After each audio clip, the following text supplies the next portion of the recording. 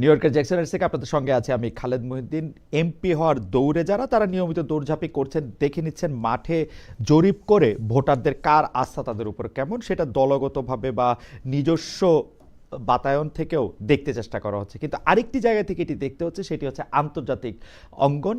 বাংলাদেশ ভূ রাজনীতিতে এখন ঠিক কোন জায়গাটাতে আছে এবং কার আনুকূল্য নিয়ে, কার আতিথেয়তা নিয়ে বা কার পরামর্শ নিয়ে, অথবা কার মানে সোজা বাংলা ভাষা বললে কার কোলে চড়ে আসলে ক্ষমতায় যেতে হবে কিনা, সেটি নিয়ে থাকছে আলোচনা। এসব নিয়ে আলোচনা করার জন্য আমাদের সাথে এখন আছেন সিনিয়র সাংবাদিক আরশাদ মাহমুদ। দেশি বিদেশি নানা পত্র পত্রিকা গণমাধ্যমে কাজ করেছেন। আরশাদ ভাই, আপনি আমাদের সাথে যুক্ত হয়েছেন, সেজন্য আমাদের শুভেচ্ছা, কৃতজ্ঞতা এবং ধন্যবাদ জানবেন। আপনি আমাদের সাথে আপনাকেও ধন্যবাদ। সেই জন্য আপনাকে আমরা আবারও শুভেচ্ছা জানাই। আমাদের সাথে আরও থাকছেন আরেকজন সিনিয়র সাংবাদিক এবং রাজনীতি বিশ্লেষক জনাব আশরাফ কায়সার। আশরাফ ভাই আমাদের পরিচিত মুখ, আমাদের অগ্রজ। আপনিও আমাদের সময় দিয়েছেন আজ আপনার এই ব্যস্ততার মধ্যে, সেজন্য আমার ধন্যবাদ, শুভেচ্ছা এবং কৃতজ্ঞতা জানবেন আমাদের সকলের পক্ষ থেকে। অনেক অনেক ধন্যবাদ খালেদ। কিন্তু আশরাফ ভাই, আমি প্রথমে একটু আরশাদ ভাইয়ের কাছেই যেতে চাই, কিন্তু প্রশ্নটি আপনাদের দুজনের জন্য একই। আরশাদ ভাই বলার পরে আমরা আপনাকে একটু শুনতে চাই। আরশাদ ভাই, সম্প্রতি ওয়াশিংটন পোস্টে একটি রিপোর্ট হয়েছে জামায়াতের ব্যাপারে বা বিএনপির ব্যাপারে মার্কিন যুক্তরাষ্ট্র কি মনে করে, সেটি একটি মার্কিন কূটনীতিবিদের মুখে শুনতে পেয়েছি। একটি ফাঁস হওয়া ফোনের বরাত দিয়ে ওয়াশিংটন পোস্ট একটি রিপোর্ট করেছে, কয়েকজন সাংবাদিকের সাথে কথা বলেছে। আমি সেই ফাঁস হওয়া রিপোর্টটা মানে পাটাতন হিসাবে ধরে আপনাকে জানতে চাই যে এখনো কি বাংলাদেশের রাজনীতিটা বিদেশ নির্ভরই? আসলে মার্কিন যুক্তরাষ্ট্র চাইলেই ক্ষমতায় বসা সম্ভব, নইলে না, ব্যাপারটা কি এরকম? আর আমি যে দেশটাতে আসি, অর্থাৎ আমেরিকারই বা কি আসে যায় যে বাংলাদেশে কোন রাজনৈতিক দল ক্ষমতায় আসলো বা আসলো না, এটা নিয়ে আপনাদের কাছে একটু জানতে চাইবো। প্রথমে আশা যদি বলেন। জি, ধন্যবাদ।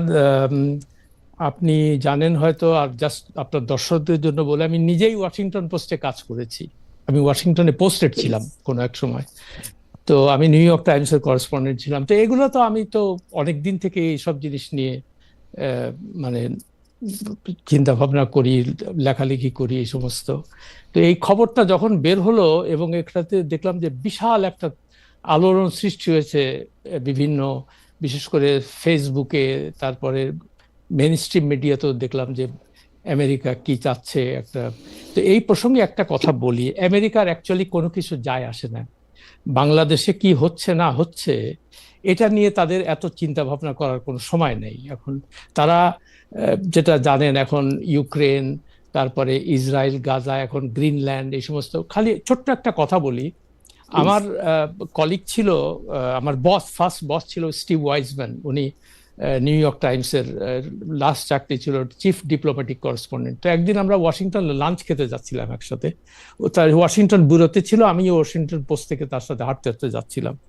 তো আমি জিজ্ঞেস করলাম যে আচ্ছা স্টিভ, তুমি তো নিউ ইয়র্ক টাইমসের চিফ ডিপ্লোম্যাটিক করেসপন্ডেন্ট, তুমি বাংলাদেশ নিয়ে কোনো কিছু মানে এত দেখি টেকি না কেন ওয়াশিংটনে? তখন আমাকে বললো যে দেখো, তোমার দেশ, তোমার নিজের দেশের কথা ভাবো, তোমরা কাকে নিয়ে মানে চিন্তা ভাবনা করো বা তোমাদের মিডিয়াতে কারা প্রাধান্য পায়? নিশ্চয়ই তোমাদের কাছে যারা গুরুত্বপূর্ণ মনে হয়, যে সমস্ত দেশগুলো, যেমন ইন্ডিয়া তোমাদের কাছে একটা গুরুত্বপূর্ণ ফ্যাক্টর, ইন্ডিয়াকে নিয়ে তোমরা চিন্তা ভাবনা করো। তুমি তো সুইজারল্যান্ড নিয়ে কোনো কিছু চিন্তা করো না, তুমি কেনিয়া নিয়ে তো কোনো কিছু চিন্তা করো না, তাই না? তো এক্স্যাক্টলি একই ব্যাপার বললো। যে আরেকটা কথা বলি, বাংলাদেশে যারা আমেরিকার এমবেসি আছে বিভিন্ন, প্রায় অনেক অনেক দেশেই আছে, বাংলাদেশও আছে। তো এইখানে যারা পোস্টিং নিয়ে আসে, বিশেষ করে অ্যাম্বাসাডার হিসেবে, তাদের ওয়াশিংটনে কেউ চেনে না। কেমন, they are just nobodies in Washington. তাদের কেউ চেনে না এখানে। তাদের এখান থেকে যায়, এখান থেকে যাওয়ার পরে অ্যাম্বাসাডার হয়, হয়ে এটাই তাদের লাস্ট পোস্টিং হয়, এখান থেকে তারা রিটায়ারমেন্টে চলে যায়। আমি এরকম অনেকজনকে চিনি আর কি ব্যক্তিগতভাবে। তো যে কথাটা বলার জন্য এই প্রসঙ্গের অবতরণটা করলাম, সেটা হলো এই যে আমেরিকান সিস্টেম যেভাবে চলে সেটা একটুখানি আমি বলি। প্রথমেই তারা সেই দিনকার, যেমন মানে এটা আমার স্টিভের কাছ থেকে আমার শোনা আর কি। ও এক সময় নিউ ইয়র্ক টাইমসের হোয়াইট হাউস করেসপন্ডেন্ট ছিল।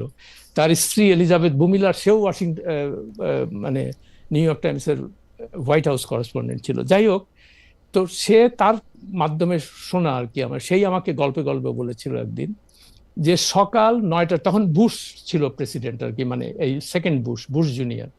তো সকাল 9টার সময় যে ফার্স্ট ব্যক্তি যে প্রেসিডেন্টের সাথে দেখা করে সে হলো সিআইএ চিফ। তো সিআইএ চিফ তাকে আধা ঘন্টা 1 ঘন্টা ধরে ব্রিফ করে, তারপরে ন্যাশনাল সিকিউরিটি কাউন্সিলের একটা মিটিং হয়। সেই মিটিংয়ে প্রেসিডেন্ট থাকে এবং ন্যাশনাল সিকিউরিটি কাউন্সিলের যারা মেম্বার তারা সেখানে উপস্থিত থাকে। তারপরে তারা ওই দিনকার নিউ ইয়র্ক টাইমস, ওয়াশিংটন পোস্টে কি হেডলাইন, মানে ফ্রন্ট পেজ নিউজ কি আছে, মানে যেটাতে আমেরিকার স্বার্থ খুব নিহিত, সেইগুলো নিয়ে তারা আলোচনা করে। তো এখন বললো যে বাংলাদেশে একটা বিশাল ডিজাস্টার ছাড়া, আমাকে বললো যে তুমি যেমন বাংলাদেশের নিউ ইয়র্ক টাইমসের ফ্রন্ট পেজে তোমার রিপোর্ট ছাপা হয়েছিল, কি কারণ? That was a disaster story. মানে এরকম মেজর কোনো কিছু না হলে আমেরিকান স্ট্যাবলিশমেন্ট বাংলাদেশ নিয়ে তাদের চিন্তা করার কোনো আসলে সময় নেই। একটু কথা বলবো, একটু হ্যাঁ, আমি যদি আপনাকে বলি যে আরেকটা ধারণা হচ্ছে এরকম যে চীনের বাস্তবতা মাথায় রেখে মার্কিন যুক্তরাষ্ট্রের, আপনি ভারতের কথা বললেন, মার্কিন যুক্তরাষ্ট্রে যেমন ভারতের বন্ধুত্ব লাগবে, আবার ভারতকে তার চাপেও রাখতে হবে, সেই হিসাবে বাংলাদেশ কিন্তু মার্কিন যুক্তরাষ্ট্রের কাছে একটা বিশাল হিসাব নিকাশের গুটি হওয়ার কথা।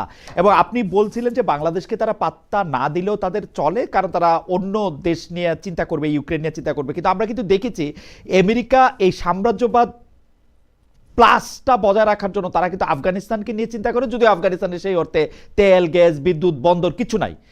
সেই হিসাবে আমি এটা মনে করতে পারি কিনা, বা কেউ কেউ যে এরকম বলে যে হ্যাঁ, ইন্ডিয়া এবং চায়নার মাঝখানে একটা খুব সাংঘাতিক রকমের মানে জায়গা নিয়ে থাকার জন্য মার্কিন যুক্তরাষ্ট্রের বাংলাদেশকে পণ হিসেবে ব্যবহার করা উচিত, এটা খুব ভুল বলে কিনা?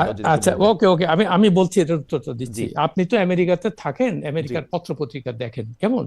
এই যে যে ন্যারেটিভটা আপনি এই মাত্র উল্লেখ করলেন যে চায়নাকে ঠেকাইতে হবে, ইন্ডিয়ার সাথে একটা ইয়ে করতে হবে, বাংলাদেশ খুব ইম্পর্টেন্ট জায়গা, এইরকম এই সংক্রান্ত কয়টা নিউজ এ পর্যন্ত গত, আপনি কয় বছর থেকে আসবেন, কতগুলো নিউজ আপনি নিউ ইয়র্ক টাইমস ও ওয়াশিংটন পোস্টে এগুলো নিয়ে লেখা, আমাকে বলেন আপনি? আমি তো রেগুলার পড়ি এগুলা, আমি তো দেখি না এরকম কোনো কিছু। ভাই আপনি যদি আমাকে আসলে বলতে বলেন তাহলে আমি বলি, আমি 2 বছর ধরে মার্কিন যুক্তরাষ্ট্রে থাকি বটে, কিন্তু আমি আসলে আন্তর্জাতিক পত্রপত্রিকাগুলি কন্টেন্ট অ্যানালাইসিস আরো গোটা 20 বছর ধরে করি। আমি কিন্তু মার্কিন যুক্তরাষ্ট্রের পত্রপত্রিকায় ওদের ইন্টারন্যাশনাল অ্যাফেয়ার্স নিয়ে অনেক বেশি, মানে গাজা, ইসরায়েল, প্যালেস্টাইন বা ইউক্রেন, নেটো বাদ দিলে ওদের ইন্টারন্যাশনাল অ্যাফেয়ার্স, ওদের যেই জায়গাগুলিতে এই সাম্রাজ্যবাদী কার্যক্রমগুলি পরিচালিত হয় এগুলির ব্যাপারে ওরা অনেক বেশি আগাম খবর দেয় না। আপনি যেটি বললেন সেটি খুবই সত্য, যে সিআইএ বা ক্লাসিফাইড ডকুমেন্টস এর উপর ভিত্তি করে ওরা এগুলি করতে চায়, তো ওদের এগুলি নিয়ে পাবলিক ইন্টারেস্ট ওদের কম। আচ্ছা, আরেকটা কথা বলি, সেটা হলো যে এই যে যারা আপনি বললেন যে অনেকে বলে, এগুলো অনেকে কারা? অনেকে মানে হলো বাংলাদেশের তথাকথিত অ্যানালিস্ট যারা, বিশ্লেষক যারা, তারা এগুলা বলে টলে, যেমন একটা কতগুলো ভারী শব্দ ব্যবহার, ভূ রাজনৈতিক, তারপরে ইন্টারন্যাশনাল অ্যাফেয়ার্স, এগুলাতে বাংলাদেশে, তো এইসব বললে টললে আমাদের মতো যারা লেখাপড়া কম জানে তারা তো আরে সাংঘাতিক ব্যাপার, তো এই ভূ রাজনৈতিক, জিও পলিটিক্স, এগুলো কি বলতেছে কেমন? তো আমি দীর্ঘদিন ওয়াশিংটনে কাজ করেছি অ্যাজ এ জার্নালিস্ট, কেমন? I had a ring side view of how this system works in America. আমি দেখেছি নিজের চোখে এগুলা, কেমন?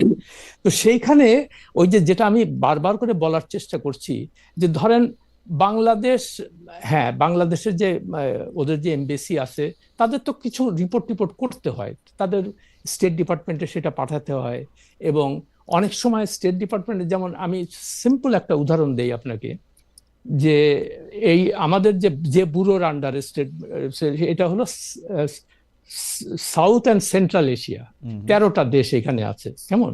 তার যে হেড আর কি, যে মানে ওই ডিপার্টমেন্টের যে হেড, সে তার পদবি হলো অ্যাসিস্ট্যান্ট সেক্রেটারি অফ স্টেট, কেমন? আচ্ছা, তার নিচে আছে একজন deputy assistant secretary of state. তো এই 13টা দেশের প্রত্যেক জায়গায় তাদের এমবেসি আছে। এখন এখানকার প্রত্যেকটা অ্যাম্বাসেডর যেসব দেশে আছে তারা সেখানে রিপোর্টগুলা পাঠায়। এই রিপোর্টগুলা কোথায় যায়, কার কাছে যায়? ডেস্ক অফিসারের কাছে। তো ডেস্ক অফিসার সেখান থেকে ভেটিং করে এটা, যে এটা কোনটা খুব ইম্পর্টেন্ট, যেটা আমি ডেপুটি অ্যাসিস্ট্যান্ট সেক্রেটারিকে পাঠাবো, তারপরে সে তার বসকে পাঠাবে, তারপরে under secretary of state for political তার কাছে পাঠাবে। আমি হাইরার্কিগুলো বলছি, তারপরে ডেপুটি সেক্রেটারি অফ স্টেট, তারপরে সেক্রেটারি অফ স্টেট। তো এখন ওদের তো আমাদের মতোই 24 ঘন্টার দিন রাত্রি হয়, ওদের তো এক্সট্রা কোনো টাইম আল্লাহ মানে দেয় নেই তাদের জন্য। তো তারা এত এর মধ্যে বাংলাদেশ নিয়ে কিংবা কিছু, ওই যে আমি বললাম, তো তাদের চিন্তা করার সময়টা কোথায়? মানে তাদের তো একটা সময় বের করতে হবে এটা নিয়ে, যে how important it is for the American interest. তো এইগুলা যারা এই কথাটা বলে যে ওটা মানে আমেরিকার ঘুম নাই, যে চায়না ইন্ডিয়ার সঙ্গে একটা ইয়ে করে আমেরিকা ওখানে কিভাবে ঢুকবে, এইটা বলে টলে আপনি একটা ইন্টারন্যাশনাল অ্যাফেয়ার্স এর একজন প্রফেসরকে নিয়ে আসবেন, সে বলবে যে সাংঘাতিক ব্যাপার। আসলে কোনো কিছুই ব্যাপার না, কোনো কিছু ব্যাপার না, I can tell you for sure. হ্যাঁ, আনলেস, হ্যাঁ আরেকটা কথা বললেন যে খালেদ যে ইয়েতে গেছিল কেন, কি বলে আফগানিস্তানে কেন গেছিল আপনি, আমি জানি না এই রিপোর্টটা আপনার চোখে পড়েছে কিনা, আফগানিস্তানে বিশাল ইয়ে পেয়েছে, মানে সন্ধান পেয়েছে আমেরিকান জিওলজিক্যাল যে সার্ভে আছে, তারা ওখানে অনেক খনিজ সম্পদ পেয়েছে, এবং আমি এটার উপরে একটা রিপোর্টও করেছি। ওকে ওকে, আসাদ ভাই আমি আপনাকে একটু এই জায়গায় আপনার কাছে একটু সময় চেয়ে নিই।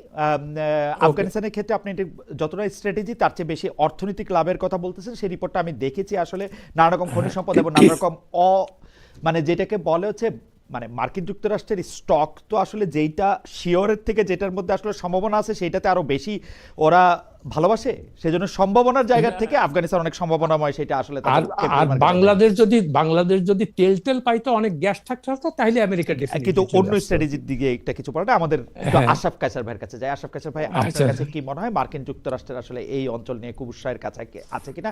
আমি শুধু ছোট একটু 2 পয়সা দিয়ে রাখি, আমরা কিন্তু দেখেছি যে 2006 সালে শান্তিতে নোবেল পুরস্কার পেয়েছেন ডক্টর মোহাম্মদ ইউনূস, তারপরে আরো 20 বছর পেরেছে। আমি র্যান্ডম আমার দেশি বিদেশি বন্ধুদের কাছে নোবেল শান্তি পুরস্কার পেয়েছেন এরকম 3 জনের নাম বলেছি, তারা আসলে বলতে পারে না, কারণ তারা ওয়াং সান সুচিকে চেনে না। মালালাকে কোনোবার কেউ বলতে পেরেছেন, কেউ বলতে পারেননি। মানে নোবেল শান্তি পুরস্কার এত গুরুত্বপূর্ণ ব্যাপারও না। কিন্তু আমরা দেখেছি ডক্টর মোহাম্মদ ইউনূসের চাকরি থাকবে না সেইটা নিয়েও আমরা হিলারি ক্লিন্টন শেখ হাসিনাকে ফোন করেছেন, সেটাও দেখেছি। অর্থাৎ কিছু গুরুত্ব হয়তো আছেও বা থাকতেও পারে। আশরাফ কায়সার ভাই, আপনার কাছ থেকে আমরা একটু শুনতে চাই।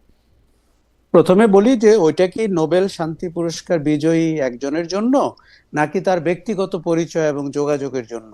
এটির একটা পার্থক্য আছে। কেননা আমরা ডক্টর ইউনূসকে শুনেছি ক্লিন্টন পরিবারের সাথে ঘনিষ্ঠ, হিলারি বা ক্লিন্টনের সাথে অনেক যোগাযোগ ছিল। একইভাবে ডেমোক্রেট পার্টির সাথে বেশি, রিপাবলিকানদের সাথে কম। তবে আমি একটু জিনিস বলি যে একটা তো হচ্ছে রুটিন ওয়ার্ক। ধরেন আপনি পৃথিবীর যে কোনো দেশে আপনার অ্যাম্বাসেডর কিংবা হাই কমিশনার থাকবে, সেই দেশের রাজনৈতিক পটভূমি পরিবর্তন, অর্থনৈতিক অবস্থা এবং তার কৌশলগত অবস্থান, এগুলো নিয়ে আপনি কাজ করবেন। এটা কিন্তু একটি রুটিন ওয়ার্ক। আমরা গত কয়েক সপ্তাহে ঢাকাতে দূতদেরকে যেভাবে বিএনপির চেয়ারম্যানের কার্যালয় কিংবা জামাত ইসলামী আমিরের কার্যালয়ে যেতে দেখেছি, এবং যেভাবে পত্রপত্রিকায় সেগুলো ফলো করে প্রচার হয়েছে, তাতে এরকম একটি ধারণা হয়েছে যে তারা রুটিন ওয়ার্ক তো করছেনই, তারা কি কোনোভাবে প্রভাবিত করার চেষ্টা করছেন কিনা, অথবা তারা আমাদের রাজনীতিতে এখনো খুব প্রভাবকের ভূমিকায় আছেন কিনা। আমার ধারণা খুব বেশি প্রভাবকের ভূমিকায় তারা নাই, কিন্তু তারা যেটি ফিল করছেন, the fear of missing out, যে আমি কি কোনো কিছু খেয়াল করলাম না, কোনো পরিবর্তন ঘটে গেল, নতুন স্টেক হোল্ডার বাজারে চলে এসছে, আগে যাদের সাথে সম্পর্ক ছিল তারা তো দেশ ছাড়া হয়ে গেছেন। ফলে তারা একটা রিকোর্স করার চেষ্টা করছেন গত কয়েক মাসে, আমার সেরকম মনে হয়েছে। আর দ্বিতীয় হচ্ছে তারা প্রেডিক্ট করার চেষ্টা করছেন অথবা বোঝার চেষ্টা করছেন যে বাংলাদেশের ক্ষমতা কেন্দ্রের বা ভর কেন্দ্রটি আগামী সময়ে কোথায় গিয়ে দাঁড়াবে। যেমন আপনি ধরুন একটি দক্ষিণপন্থী বা উগ্রপন্থী বা ডানপন্থী দল বলে দেশের ভেতরে যে আলোচনা, হয়তো মার্কিন যুক্তরাষ্ট্রের ভিন্ন ধারণা রয়েছে। মডারেট ইসলাম বলে আমরা একটি কথা শুনি, যে মার্কিন যুক্তরাষ্ট্র মনে করে যে এটি উগ্রবাদী ইসলামকে কাউন্টার করার জন্য যথেষ্ট বা ভালো কৌশল। একইভাবে তারা ধরেন 17 বছর পরে নির্বাচন হচ্ছে, বা 3টে নির্বাচন প্রশ্নবিদ্ধ ছিল, কাজেই নতুন নির্বাচনে কারা বিজয়ী হয়ে আসতে পারেন, তাদের হাত দিয়ে বাংলাদেশের পলিসিগুলো কিভাবে তৈরি হবে, এটি বোঝা কিন্তু তাদের একটি রুটিন ওয়ার্কের মধ্যেই পড়ে। আর একটা হচ্ছে যে নতুন যে তরুণরা বাজারে এসেছেন। আশরাফ কায়সার ভাই, আপনি যদি যে পয়েন্টটা আসলে আশরাফ ভাই তুললেন, ওইটাও যদি আপনি একটু অ্যাড্রেস করতেন, নিশ্চয়ই করবেন, তাও আমি একটু আপনাকে মনে করাই দিয়ে রাখি, মার্কিন যুক্তরাষ্ট্রের লাভটা কি? আফগানিস্তানের ক্ষেত্রে না এলে খনিজ সম্পদ বা অন্যান্য অর্থনৈতিক মানে বাংলাদেশে যে ধরনের সরকারে আসুক, আমি দুইটা দিক থেকে এটা প্রশ্ন করি, বাংলাদেশে কি জামায়াতে ইসলামী কখনো বলছে যে ওরা সরকারে আসলে মার্কিন যুক্তরাষ্ট্রের সাথে তারা সম্পর্ক নষ্ট করবে বা সম্পর্ক করবে না, ওই গার্মেন্টস ফ্যাক্টরিতে তারা মেয়েদের কাজ করতে দিবে না? তো জীবনে বলে নাই। বিএনপি কি বলছে? না আওয়ামী লীগ বলতো। তো ওদের তো যেই থাকুক, মানে ওদের তো অসুবিধা নাই, এবং ওরা কেয়ার ক্যান করবে। মানে আমি আসাদ ভাইয়ের ওই পয়েন্টটা যদি আপনি একটু দেখতেন। আচ্ছা, আমি বলি প্রথম কথা যে বাংলাদেশে যেই সরকারই আসুক, আমার ধারণা অতীতেও যায়নি, আগামীতেও যাবে না, মার্কিন যুক্তরাষ্ট্রের বিরোধী কোনো অবস্থানে যাবে, সেটি কিন্তু তাদের হেডেক না। তাদের হেডেক হতে পারে এমন যে তাদের পলিসিতে মার্কিন যুক্তরাষ্ট্রের পক্ষের পলিসি, কারণ মার্কিন যুক্তরাষ্ট্রকে ইদানিং যেভাবে সরাসরি কথা বলতে দেখছি ট্যারিফ নিয়ে, অর্থনৈতিক লেনদেন নিয়ে, বাণিজ্য বৈষম্য কি করে কমিয়ে আনা যায়। আপনি খালেদ খেয়াল করবেন যে সয়াবিন তেল অথবা সয়াবিন এবং আমাদের যে ভুট্টা, সেটি আমদানি করে বাংলাদেশে মার্কিন যুক্তরাষ্ট্র ব্যবসায়ীদেরকে 5 জন বা 6 জন শীর্ষস্থানীয় ব্যবসায়ীকে খুবই গুরুত্বের সাথে নিচ্ছে। অথবা আপনি ভাসমান তেলের যদি কন্টেনারের ব্যবসাটা দেখেন, কাজেই মার্কিন যুক্তরাষ্ট্র এলএনজি, মার্কিন যুক্তরাষ্ট্র এখানে খুব ভালো মাপের একটি অর্থনৈতিক লেনদেনের জায়গা খুঁজে পেয়েছে। আচ্ছা, দ্বিতীয় হচ্ছে আমি কিন্তু দ্বিমত করি এই অর্থে যে ভারত এবং চায়নার সাথে মার্কিন যুক্তরাষ্ট্র, বিশেষ করে চায়নার সাথে মার্কিন যুক্তরাষ্ট্রের যে একটি নাজুক সম্পর্ক আছে, সেই জায়গাটিতে বাংলাদেশের মতো একটি দেশ কিংবা ভারত কোন জায়গায় দাঁড়ালো, সেটি আমার ধারণা তাদের কিছুটা কৌশলগতভাবে গুরুত্বপূর্ণ। ধরুন আপনি আমাদের যে রাষ্ট্রদূত জয়েন করেছেন, তিনি প্রথমেই বললেন যে বাংলাদেশকে উনি বোঝানোর চেষ্টা করবেন যে চীনের সাথে অতি ঘনিষ্ঠতা বাংলাদেশের জন্য কতটা খারাপ কিংবা ভালো হতে পারে। এই যে ব্যাপারগুলো তারা সরাসরি অ্যাড্রেস করছেন। আরেকটা জিনিস আপনি খেয়াল করেছেন কিনা, চায়না কিন্তু অতীতে কখনো আমাদের অবকাঠামোর বাইরে উন্নয়নের অংশীদার হিসাবে রোল প্লে করা ছাড়া গণতান্ত্রিক রূপান্তরে কোনো কথা বলতো না। ইদানিং কিন্তু তারা গণতান্ত্রিক রূপান্তর নিয়ে কথা বলে, তারা নির্বাচিত সরকার কিংবা অন্তর্বর্তী সরকারের সাথে কিভাবে কাজ করবে কথা বলে, এবং আপনি খেয়াল করবেন যে তিস্তা ব্যারেজের মতো বা তিস্তা প্রকল্প নিয়ে তারা প্রোঅ্যাক্টিভলি কথা বলছে। সেই ক্ষেত্রে আমার মনে হচ্ছে যে বাংলাদেশের একটা গুরুত্ব বাড়ছে। আমি বলবো না তাতে করে আমেরিকা বা পশ্চিমা বিশ্বের ঘুম হচ্ছে না। আসলে এইটা যদি ওই সাইড থেকে একটু বলেন, আমরা যদি ধইরা নেই যে আসলে মার্কিন যুক্তরাষ্ট্রের মানে আমি মার্কিন যুক্তরাষ্ট্রের অবস্থানটা যেটা বুঝি, প্রথমে আমি যেটা বুঝি যে ওরা দুই পক্ষের সাথেই কথা বলে। জামাতের এখানে যদি পক্ষ জামাত বিএনপি দুইটাই হয়, দুইটার সঙ্গে সমানে কথা বলতেছে। কিন্তু আমাদের রাজনীতিবিদরা মার্কিন যুক্তরাষ্ট্রের কে এত বেশি গুরুত্ব কেন দিচ্ছেন? আমরা ভারতীয় আধিপত্যবাদের বিরুদ্ধে কথা বলছি, কিন্তু সেভাবে সরব হতে দেখছি না। কিন্তু আমরা মার্কিন আধিপত্যবাদের যদি থাকে সেইটার এগেনস্টে রাজনীতিবিদরা কিন্তু কিছু বলেন না। মানে আসাদ ভাই ঠিকই বলছেন, আমরা কয়েকজন বিশ্লেষক, কয়েকজন টকশের লোকজন এগুলি নিয়ে কথাবার্তা বলি, তারা কিন্তু মার্কিন যুক্তরাষ্ট্রের সাথে সম্পর্কটা এরকম খারাপ করতে চান না, বা তারা ভালোই চান।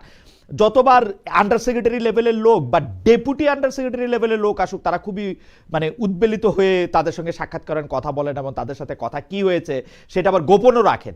এইটা কিরকম মানে মানে রাজনৈতিকভাবে সেটা কি মানে সেটা কিরকম জামাতের কনটেক্সট থেকেও বিএনপির কনটেক্সট থেকেও? দেখুন, দেশে যখন রাজনৈতিক প্রতিষ্ঠানগুলো শক্ত ভিত্তির উপরে না দাঁড়ায়, ক্ষমতার পালাবদল যখন নিয়মতান্ত্রিক পথে না হয়, তখন কিন্তু এই প্রবণতাগুলো রাজনীতিতে থাকে যে বহির্শক্তি, সেটি মার্কিন যুক্তরাষ্ট্র হোক, ভারত হোক, কিংবা ভারত পাল্টা বলে থাকে আইএসআই বাংলাদেশে গুরুত্বপূর্ণ ভূমিকায় আছে। এটি আমাদের দেউলিয়াত্ব প্রমাণ করে।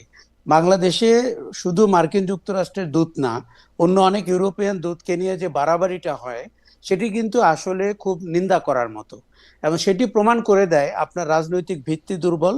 আপনি জনগণের যে ম্যান্ডেট তার উপরে নির্ভর না করে বাইরের শক্তির উপরে নির্ভর করে কথা বলার চেষ্টা করছেন। সেটি যদি জনগণের স্বতঃস্ফূর্ত গণ অভ্যুত্থান হয়, তখনও কেউ কেউ বিশ্বাস করতে চান না যে এটি হয়তো জনগণ করেছে, মনে করা হয় যে এটি একটি ব্লু প্রিন্টের মাধ্যমে হয়েছে।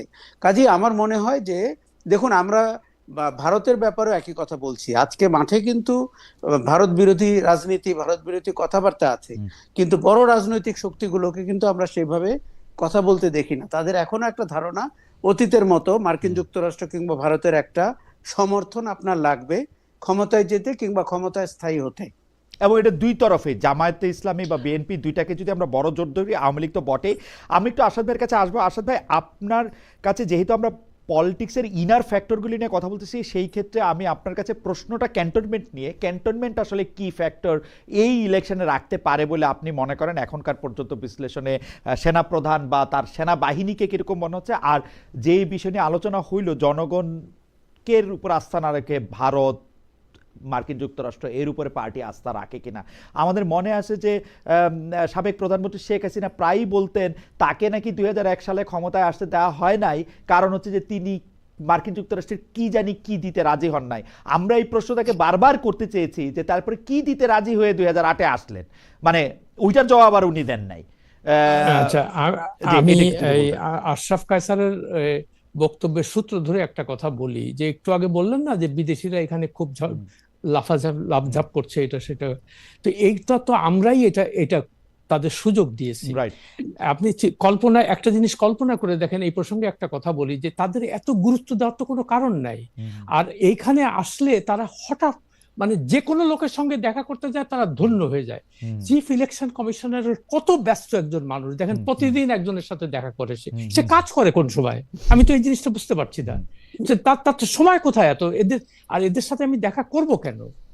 আপনি এই জিনিসগুলো চিন্তা করেন। আমেরিকান অ্যাম্বাসেডারের কথা বলি, মানে যেহেতু তারা একটা বড় দেশের, 2003 সালের জুন মাসে আমি তখন ওয়াশিংটন পোস্টে কাজ করি, কেমন এইটা খুব রেলিভেন্ট জন্য সব এই জন্য বলছি। আমি একটা ইমেল পেলাম একদিন, তো ইমেলটা আসছে যে my name is dear sir, লিখছে, my name is Harry Thomas, I have just been confirmed by the United States Senate to become the next ambassador of Bangladesh to Bangladesh, কেমন?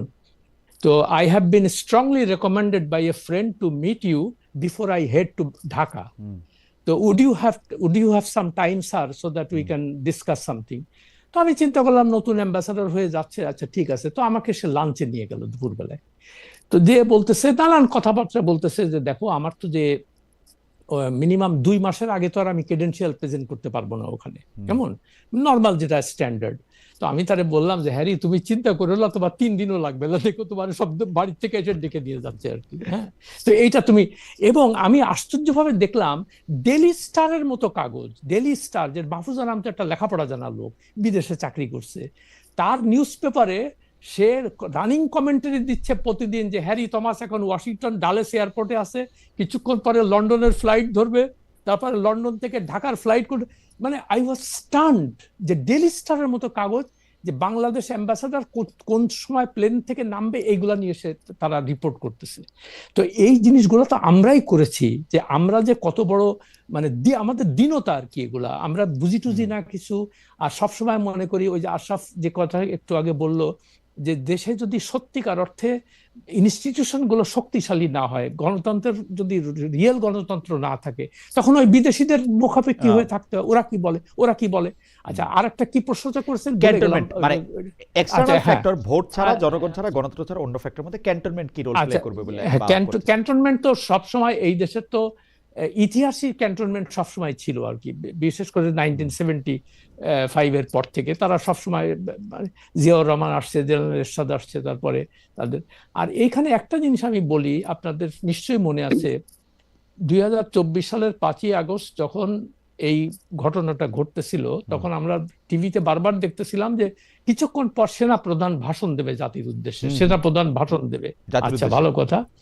হ্যাঁ, তো 2টার সময় ছিল, পরে 4টার সময় যে উনি খালি বললেন যে আমার উপর আপনারা আস্থা রাখেন, আমাদের অনেক রাজনৈতিক দল তাদের সাথে আমার কথা হয়েছে, তারা বলেছে আমরা সব করব, সবাই সহযোগিতা করবে, আপনার আমাদের উপর একটা ইনশাল্লাহ আমরা একটা ভালো সমাধানের দিকে যাব।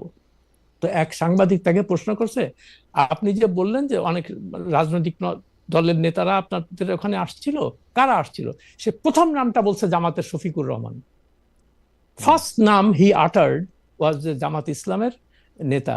তো আমি না প্রথমে মানে করতে পারি না, যে মির্জা ফখরুল ইসলাম, বিএনপি তো অবভিয়াসলি একটা বড় দল, আর জামাত তখন একটা নিষিদ্ধ দল আর কি। জামাত কিন্তু তখনও মানে পায় নাই, মানে তার নিষিদ্ধ ব্যানটা লিফট হয় নাই আর কি। তো স্বাভাবিকভাবেই সেনাবাহিনী, এখন আমার সঙ্গে তো আর জেনারেল ওয়াকারের সাথে কোনো কথা হয় নাই, আমি তো জানি না এগুলা। তো তবে হাবভাবে মনে হয় যে সেনাবাহিনী এখনো এই দেশে একটা বড় ফ্যাক্টর কেন? ওই ওই যে বললাম যে গণতান্ত্রিক ভিত্তিগুলো, আশরাফ যে কথাটা বললো, ভিত্তিগুলো শক্ত হয় নাই, না, কিন্তু যার আশরাফ ভাই, কারণে আমরা কিন্তু কোনো আশরাফ ভাই, আপনি কি মনে করেন সেনাপ্রধান জামায়াতে ইসলামীর আমির শফিকুর রহমানের কথা বলছেন, মানে উনাকে কি আপনি একটু ধরে নিতেছেন যে উনি জামায়াতের প্রতি একটু টিল্টেড, মানে উনার? আমি আমি ধরে নিচ্ছি না, আমার ধরাধরির কোনো কিছু যায় আসে না, আমি বলছি বাস্তবতাটা। তো উনি এত রাজনৈতিক দল থাকতে ওনার কথা কেন বললো? তার মানে they have become a factor. কারণ আওয়ামী লীগের সময় এবং তো জামায়াত ছিল নেমেসিস, প্রধান নেমেসিস, হ্যাঁ সেই জন্য হ্যাঁ সেটাই। জামায়াতের সাথে কথা বলতেছে, সেইটাই তো বলা স্বাভাবিক না ওনার? মানে আপনি না না জেনারেল, স্বাভাবিক। আপনি জেনারেল ওয়াকারের জায়গায় হইলে এই কথাটা তো আপনিও বলতে মানে এটা। না, আমার কাছে আমি বললাম যে ব্যক্তিগত আমার কাছে জিনিসটা একটু অড লেগেছে আর কি। তো প্রথমে তো বলতো যে বিএনপির লোক আসছে, ফখরুল ইসলাম আলমগীর আসছে, অন্যরা। ফখরুল আলমগীর তারপরে যেহেতু মহাসচিব, উনি আমির, হ্যাঁ, মানে না মহাসচিব মানে তারপর বিএনপির তো কেউ তখন, মানে খালেদা জিয়া অসুস্থ, তারেক রহমান বাইরে, obviously he was heading that party আর কি। আমি সেই জন্য কথাটা বলছি। তো এই জিনিসটা আমার কাছে একটু ইট স্ট্রাক মি যে ইটস সামথিং আনইউজুয়াল। হ্যাঁ, তো যাই হোক, এখন অনেকেই বলা বলি করে, বিভিন্ন জায়গায় শুনি আমি যে এরকম, যেমন আমি অনেক যাদের সাথে হাঁটি তার মধ্যে কয়েকজন সাবেক সেনা কর্মকর্তা আছেন আর কি, তারাও আমাকে বলে যে এদের মানে তাদের প্রতি কেন জানি না একটা সফট কর্নার আছে আর কি জামাত ইসলামের প্রতি। হ্যাঁ, তো এখন তারা কি রোলটা প্লে করবে আই ডোন্ট নো। এটা সব আপনি মনে করেন যে সেনাপ্রধানের একটা বা সেনাবাহিনীর একটা সফট কর্নার জামাতের প্রতি আছে?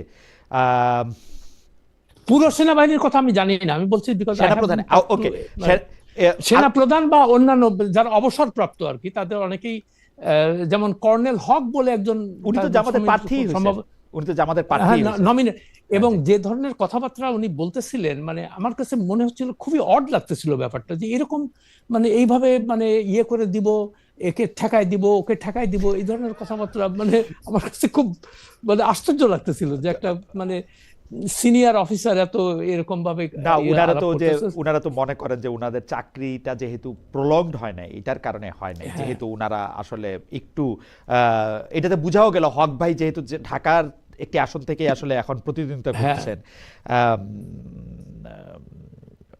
মানে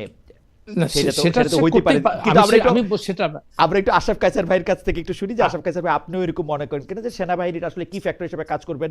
এবং আরশাদ ভাই মনে করতেছেন যে সেনা প্রধানের কিছুটা বায়াস উনি দেখতে পাচ্ছেন জামাতে। দেখুন, 5ই অগস্ট 2024-এ আরশাদ ভাইয়ের মতো আমারও খটকা লেগেছে যখন উনি ডক্টর শফিকুর রহমানের নাম বলেছেন এবং মামুনুল হকের নাম বলেছেন। বিএনপির নাম বলার আগে, বিএনপির নাম বলেনি না হয়তো, কাজেই ওনার টপ অফ মাইন্ড আমরা বলে থাকি কমিউনিকেশনের ভাষায়, ডক্টর শফিকুর রহমান এবং মামুনুল হক ছিলেন। দেখুন, আমরা বাংলাদেশে 3-4 দশক ধরে সেনাবাহিনীর ভেতরে এক ধরনের ইসলামাইজেশনের গন্ধ বা প্রবণতা দেখতে পাচ্ছি। আর এইটি থেকে জেনারেল ওয়াকার ভিন্ন এর প্রমাণ এখনো আমরা পাইনি। কাজেই বরঞ্চ উল্টোটা পেয়েছি যে হয়তো ইসলামী দলগুলোর সাথে বা বিশেষ করে জামাতে ইসলামী বা হেফাজতে ইসলামের কোনো অংশের সাথে তার যোগাযোগ হয়েছে। নাহলে 2 ঘন্টার মধ্যে শেখ হাসিনা দেশ ছেড়ে পালিয়ে যাওয়ার 2 ঘন্টার মধ্যে তার top of mind Shafiqur Rahman এবং মামুনুল হক হয় না। এটা কি একটা হইতে পারে? এটা কি একটা হইতে পারে? আশা ভাই, আমি এমনি জানার জন্য বলতেছি, এটা কি একটা হইতে পারে গোয়েন্দারা, সেনা গোয়েন্দারা বা প্রতিরক্ষা গোয়েন্দা যারা ডিজিএফআই বলে আমরা যাদেরকে চিনি, তাদের যে রিপোর্ট আসতেছিল তাতে বোঝা যাচ্ছিল যে মাঠে যারা আছেন, মানে যারা মাঠের মধ্যে ওই আন্দোলনের নেতৃত্ব দিচ্ছেন বা আন্দোলনে পার্টিসিপেট করতেছেন, তাদের বড় অংশ জামাতে ইসলামী আর মামুনুল হকের অনুসারী লোকজন। সেই জন্য উনাদেরকে, মাঠের লোকজনকে ঠান্ডা করার জন্য ওনার তাদের নাম বলা উচিত, দরকার ছিল। এটি কিন্তু হতে পারে, এবং বরং হলে আমি খুশি হব, গোয়েন্দাদের প্রতি আমার আস্থা বাড়বে। কারণ গোয়েন্দারা যদি সত্যি মাঠের রিপোর্ট এভাবে দিয়ে থাকে, হয়তো শেখ হাসিনার কাছেও দিয়েছিল, যে কারণে উনি রাজাকারদের কথা উল্লেখ করেছিলেন, হয়তো সেনা প্রধানের কাছেও রয়েছে, এবং দ্রুত জামাত ইসলামীকে নিষিদ্ধ করেছিলেন 1 তারিখে, আসলে মানে মনে আছে ঘটনার 72 ঘন্টা আগে। কাজেই জনগণকে নিবৃত্ত করা যেহেতু ওয়াকারুজ্জামানের প্রধান কাজ ছিল, উনি হয়তো ওই নেতৃত্বের নাম বলেছেন যেটি শুনলে তার মাঠের কর্মীরা নিবৃত্ত হতে পারেন। আরেকটা জিনিস হচ্ছে যে বাংলাদেশ সেনাবাহিনীর ভেতরে একটা ইসলামাইজেশনের কিন্তু আপনার আছে অনেক বছর ধরে। আপনি টপ ব্রাসের অফিসারদের দেখবেন, তাদের জীবনযাপন, তাদের মানে রেজিমেন্টের কার্যক্রমের ভেতরে দেখবেন। দ্বিতীয় ঘটনা, খালেদ আপনার মৌলিক প্রশ্নটাতে আসি, যে দেখুন আপনি মার্কিন যুক্তরাষ্ট্র, ভারত এই ধরনের বিদেশি শক্তির নাম বলছিলেন। আমি বললাম যে বাংলাদেশের রাজনীতি যেহেতু প্রাতিষ্ঠানিকভাবে দুর্বল এবং নেতৃত্ব যেহেতু দারুণভাবে সুগঠিত না, ওই জন্য তারা বিদেশি শক্তির আস্থা পেতে চায় কিংবা সহযোগিতা পেতে চায় ক্ষমতায় যেতে। এটি আমাদের শেখ হাসিনা গ্যাস দেয়নি বলে তাকে 2001-এ আসতে দেওয়া হয় না, এই জাতীয় অনেক কথা আমরা শুনেছি। সেনাবাহিনী কিন্তু একটা প্রভাবক হিসাবে, একটা গুরুত্বপূর্ণ ফ্যাক্টর হিসাবে আমাদের রাজনীতি এবং পরিবর্তনের সাথে কিন্তু যুক্ত, কখনো প্রত্যক্ষভাবে, কখনো সেমি প্রত্যক্ষভাবে, কখনো পরোক্ষভাবে। আর তৃতীয় যেটি হয়েছে, বাংলাদেশ সেনাবাহিনী কিন্তু ব্যবসায়িকভাবে অত্যন্ত মানে বৃহৎ আকারের একটি গোষ্ঠী। মানে আপনি সামরিক বাহিনীকে যদি এখন সেনা কল্যাণ সংস্থার ব্যবসা দিয়ে দেখেন অথবা অবকাঠামো নির্মাণে যদি দেখেন, আপনি দেখুন অন্তর্বর্তী সরকারের কি কোনো দায় পড়েছিল গতকালকে বলার যে ভারতীয় অর্থনৈতিক অঞ্চলকে দেওয়া হবে সামরিক যন্ত্রাগার তৈরি করার অর্থনৈতিক অঞ্চল করা, অথবা তাদের হাতে যে পরিমাণ শিক্ষালয় দেওয়া হয়েছে, বিশ্ববিদ্যালয় দেওয়া হয়েছে, এবং যেই ধরনের আমি প্রায় মজা করে বলে থাকি যে তারা তেল থেকে সিমেন্ট পর্যন্ত সেনা কল্যাণের যে রেঞ্জ অফ প্রোডাক্ট, এবং এই জায়গাগুলোতে তাদের আমার মনে হয়েছে যে আমাদের রাজনীতিতে সেনাবাহিনী প্রত্যক্ষ কিংবা পরোক্ষভাবে একটা ব্যাপারকে আপনাকে জানতে চাইতে পারি যে আমরা কিন্তু অনেক সময় দেখেছি যে বাংলাদেশের মতো দেশ যেখানে কনজিউমার বেশি, কিন্তু যারা আসলে এই নিত্য প্রয়োজনীয় জিনিসগুলো আমদানি করেন বা বাজার নিয়ন্ত্রণ করেন সেই সিন্ডিকেটের সংখ্যা কম। অনেক সময় কিন্তু সরকার সেই সিন্ডিকেটটা ভাঙার জন্যই আসলে অংশ নেয়, সেটা কখনো টিসিবি নাম দেয়া, কখনো এটা নাম দেয়া। এটা যদি সেনাবাহিনী করে আমাদের এত অসুবিধাটা কি? সেনাবাহিনী তো সরকার একটা পার্ট, সেনাবাহিনীতে যারা সার্ভ করছে তারা তো আমাদেরই ভাই বোন, প্রবলেম কি? মানে না একটু আসামের কাছে একটু শুনি, আসাদ ভাইও উসকুস করতেছেন এটা বলার জন্য। জি, আমি প্রথমত বলি, আমি জানি যে সেনাবাহিনীর প্রতি দেশের মানুষের একটা ভরসা জায়গা আছে। আপনি জানেন জগন্নাথ বিশ্ববিদ্যালয়ে নতুন ক্যাম্পাস হবে, ছাত্ররা আন্দোলন করেছে সেনাবাহিনীকে যেন কনস্ট্রাকশনের দায়িত্ব দেওয়া হয়। আপনার ঢাকা শহরে 300 ফিটের রাস্তা তারা করেছেন, পদ্মা সেতুর অ্যাপ্রোচ রোড তারা করেছেন। তাদের প্রতি তাদের একটা নির্দিষ্ট সময়ে কাজ হবে, অনেকগুলো ফ্লাইওভার নির্দিষ্ট সময়ে কাজ হবে, এরকম একটি ভরসা, যেহেতু অন্য অনেক প্রতিষ্ঠানের উপর আস্থা নাই। কিন্তু দুর্নীতির মাত্রা তাদের কম কি বেশি, বা তারা যখন আপনার ডাল ভাত কর্মসূচি করেছিল বিডিআর, কিংবা আপনি যখন তাকে অন্যান্য জিনিস আমদানি করতে দেন, সেইখানে তাদের দুর্নীতির মাত্রা নিয়ে কিন্তু আমরা কখনো নিরপেক্ষ রিপোর্ট করতে পারি না। আমরা প্রাইভেট সেক্টর নিয়ে যত কথা বলতে পারি, আমরা তো তার পরীক্ষাই করতে পারি না, সেনাবাহিনী আমাদেরকে অডিট করতেই দেয় না। ঠিকই বলছেন। আমার মনে আছে যে বিবিসি বাংলা অনেক বছর আগে এরকম একটা উদ্যোগ নিয়েও পথের মাঝে হয়তো তাদের ধারাবাহিক প্রতিবেদন আমি মনে হয়েছে বন্ধ হয়ে গেছিল, যে বাংলাদেশ সেনাবাহিনীর ব্যবসায়িক কার্যক্রম এবং তার গুড গভর্নেন্সের জায়গাটি কি, এরকম একটি নাজুক জায়গায় বিবিসি বাংলা চেষ্টা করেছিল। আপনি যদি পাকিস্তান বা ইন্দোনেশিয়ার সেনাবাহিনীর দিকে তাকান, আমাদের বোধহয় ওই দিকে যাওয়ার একটা প্রবণতা তৈরি হয়েছে। ওকে, আমরা পরবর্তী প্রসঙ্গে আসার আগে আসাদ ভাইয়ের কাছ থেকে এই প্রসঙ্গে একটু শুনবো, যেহেতু আসাদ ভাই একটু এটা বলতে চাচ্ছেন। আমাদের একজন দর্শক, ওনার নাম মোহাম্মদ শিবলু 6010, উনি বলছেন, খালেদ ভাই এবার ইলেকশনের আগে বেক্সিমকো থেকে কত খেলেন? আমরা আসাদ ভাই আপনার কাছ থেকে একটু জানতে চাই যে আপনি মতামত দিতে চেয়েছিলেন যে মিলিটারি যদি। তো আমি কিছুদিন আগে এটা নিয়ে আমি একটা টক শোতে প্রোগ্রাম করে মাসুদ কামালের সঙ্গে, কেমন, তো সেই পুরো মানে এপিসোডটাই ছিল এই সেনাবাহিনীর বা সামরিক বাহিনীর ইয়ে নিয়ে। আপনি একটা জিনিস চিন্তা করেন, তাদের টোটাল সংখ্যা হলো, মানে টোটাল সংখ্যা আবার 2 লক্ষের কিছু উপরে। হ্যাঁ, তো এদের প্লাস সরকারি কর্মকর্তা কর্মচারীর সংখ্যা হলো 15 লক্ষ। তার মানে 17 লক্ষ বা 18 কোটি দেশের মানুষের মানে মধ্যে তারা হলো 18 লাখ, মানে 20 লক্ষ না। তো তাদের জন্য আপনি বাজেটে যে পরিমাণ টাকা খরচা করতেছেন, মানে how do you justify? And এটা তাদের কাজটা কি এই দেশে? আমি তো যদি দেশের প্রতিরক্ষা যদি ব্যাপারটা হয় মূল কাজ তাদের, সেই কাজে তো তাদের আমরা দেখি নাই এ পর্যন্ত। মানে বাংলাদেশ তো কারোর সাথে যুদ্ধে লিপ্ত হয় নাই এখনো পর্যন্ত, তাই না? কিন্তু তারা দেখেন একটা যদি কর্নেল পর্যন্ত যান, আপনি কর্নেল পর্যন্ত পৌঁছালে আপনি 2টা করে গাড়ি পাবেন, তারপরে বিশাল বাসা, তারপরে তারা যদি ঢাকার বাইরে পোস্টিং হয়, ঢাকাতে একটা বাসা তাদের রাখতে হবে, তাদের বউ ছেলে মেয়েরা ওখানে স্কুলে পড়ে, কলেজে পড়ে, আবার বাইরে একটা ওইরকম বড় বাড়ি দিতে হবে তাদের। তো আপনি মানে আমি এক কর্নেল সাহেব আমাকে ফোন করে ওই দিন বলতেছিল যে আপনি আমাদের উপর এত খেপছেন কেন? তা আমি বললাম যে আমি যে কথাগুলো বলছি এটা কি মিথ্যা কথা?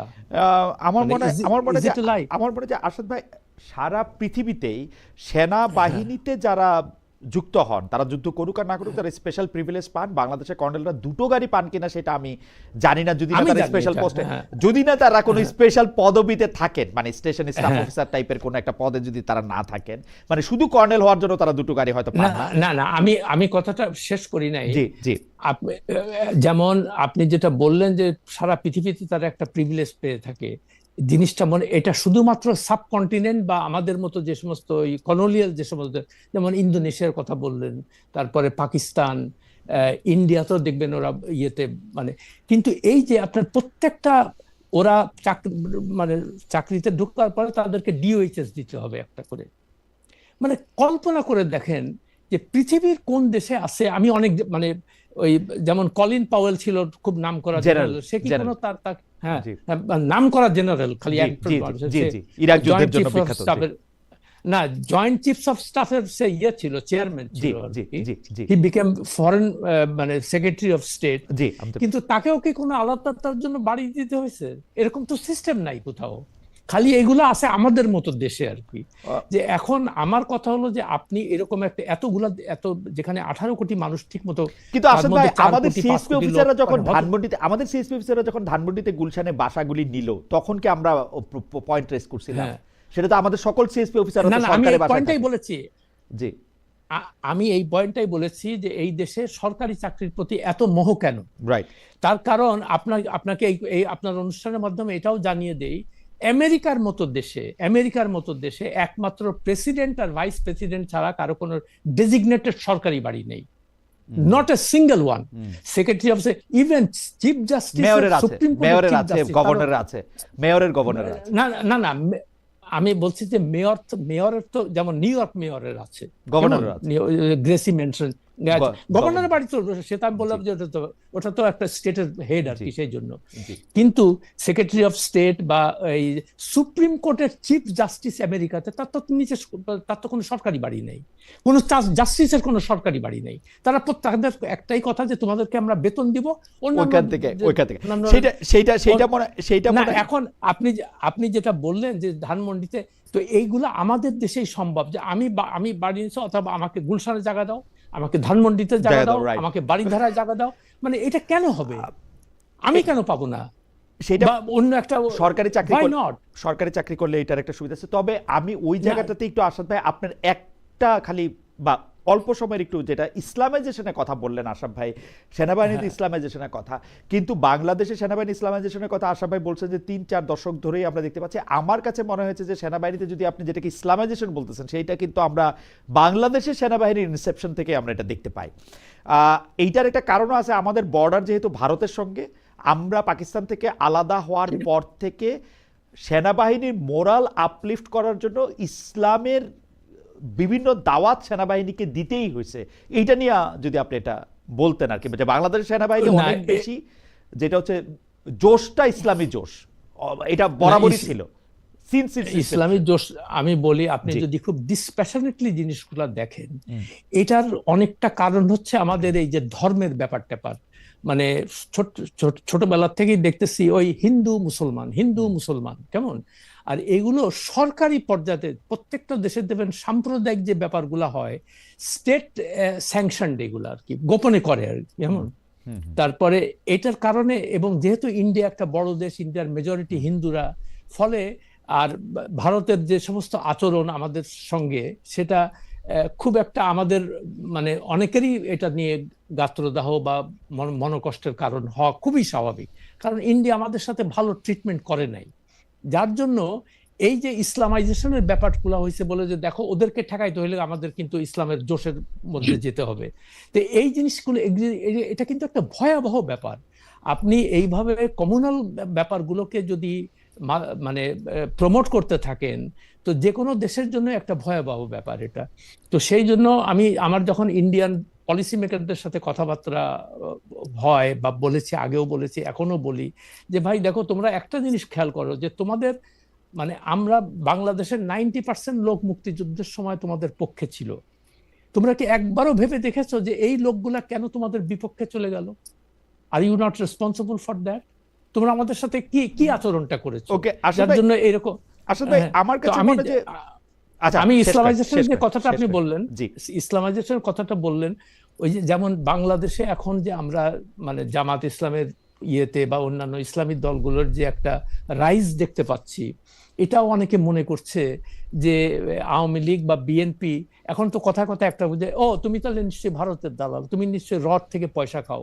এই যে জিনিসগুলা মানে একটা অদ্ভুত আমার কাছে লাগে যে আমি যদি দেশের পক্ষে কথা বলি আর সেটা যদি ইন্ডিয়ার মানে পক্ষে যায়, তাহলে আমি কি রয়্যাল এজেন্ট হয়ে যাব নাকি?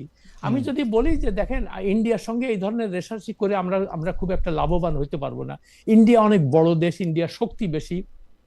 প্রথমত বলি খালেদ, আমাকে বিএনপির লোক ধরে প্রশ্ন করে বা আলোচনা করা শুরু করাটা বিভ্রান্তির জন্ম দিতে পারে, কারণ এখন কিন্তু সেগমেন্টেশন হচ্ছে।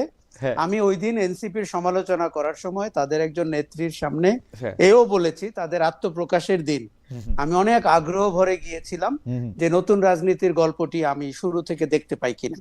তো আমি এও বলেছি যে এনসিপির শেষ পর্যন্ত আমি এনসিপি কে দেখতে চাই, কেননা আমরা অনেক আশা করেছিলাম জুলাই অভ্যুত্থানের নেতারা রাজনীতিকে গুরুত্ব দিবেন, ক্ষমতার কাছাকাছি যাওয়াকে না।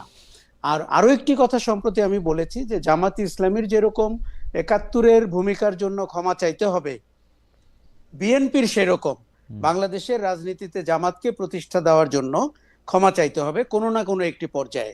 আজকে ২০ বছর একসাথে থেকে, ২৫ বছর একসাথে থেকে আপনি হঠাৎ করে ক্ষমতার ভাগ বাটোয়ারার জন্য জামাতকে সমালোচনা করছেন, এটির আগে আপনাকেও ক্ষমা চাইতে হবে। তার মানে বিএনপির কোনো লোক কিন্তু এভাবে কথা বলে না। আচ্ছা, তারেক রহমানের সাথে আমার দেখাটি ব্যক্তিগত এবং তার সাথে রাজনীতির কোনো সম্পর্ক নাই। এমনকি যেই কারণে আমি সাহস পেয়েছিলাম অনেক তিক্ত বা অনেকটা বিটার প্রশ্ন করতে তার কাছে, যেগুলো হয়তো তার দলের নেতা কর্মীরা করতে পারে না। আচ্ছা, এনসিপির জামাতে যাওয়া আমি বলেছি তাদের রাজনীতির আত্মহত্যার মতো। এটির দুইটি আসপেক্ট আছে। একটি হচ্ছে তাদের রাজনীতিটি একটা আশার আলো দিয়েছিল, এবং আপনি জানেন যে রাজনীতিতে ভালো করতে হলে এমন না যে 10 মাসেই আমি গেইন করতে পারবো, 10 বছরও লাগতে পারে। আমি তাদেরকে লম্বা রেসের ঘোড়া হিসাবে দেখতে চেয়েছিলাম, এবং আওয়ামী লীগ বিএনপি জামাতের বাইরে একটি নতুন শক্তির অভ্যুদয় হবে বলে আমি ভেবেছিলাম। এখন নির্বাচনের আগে তাদের হিসাবটি হলো তারা হয় জামাত অথবা বিএনপির মতো বড় শক্তির কাছে যাবে, এবং তারা বলেছে তারা নিরাপত্তার জন্য যাচ্ছে। তো আমি বললাম যে এই যে লক্ষ লক্ষ মানুষ রাস্তায় নামলো, তাদের নিরাপত্তার দায়িত্ব না নিয়ে নাহিদ ইসলাম কেন জামাতের কাছে আশ্রয় নিল নিরাপত্তার জন্য?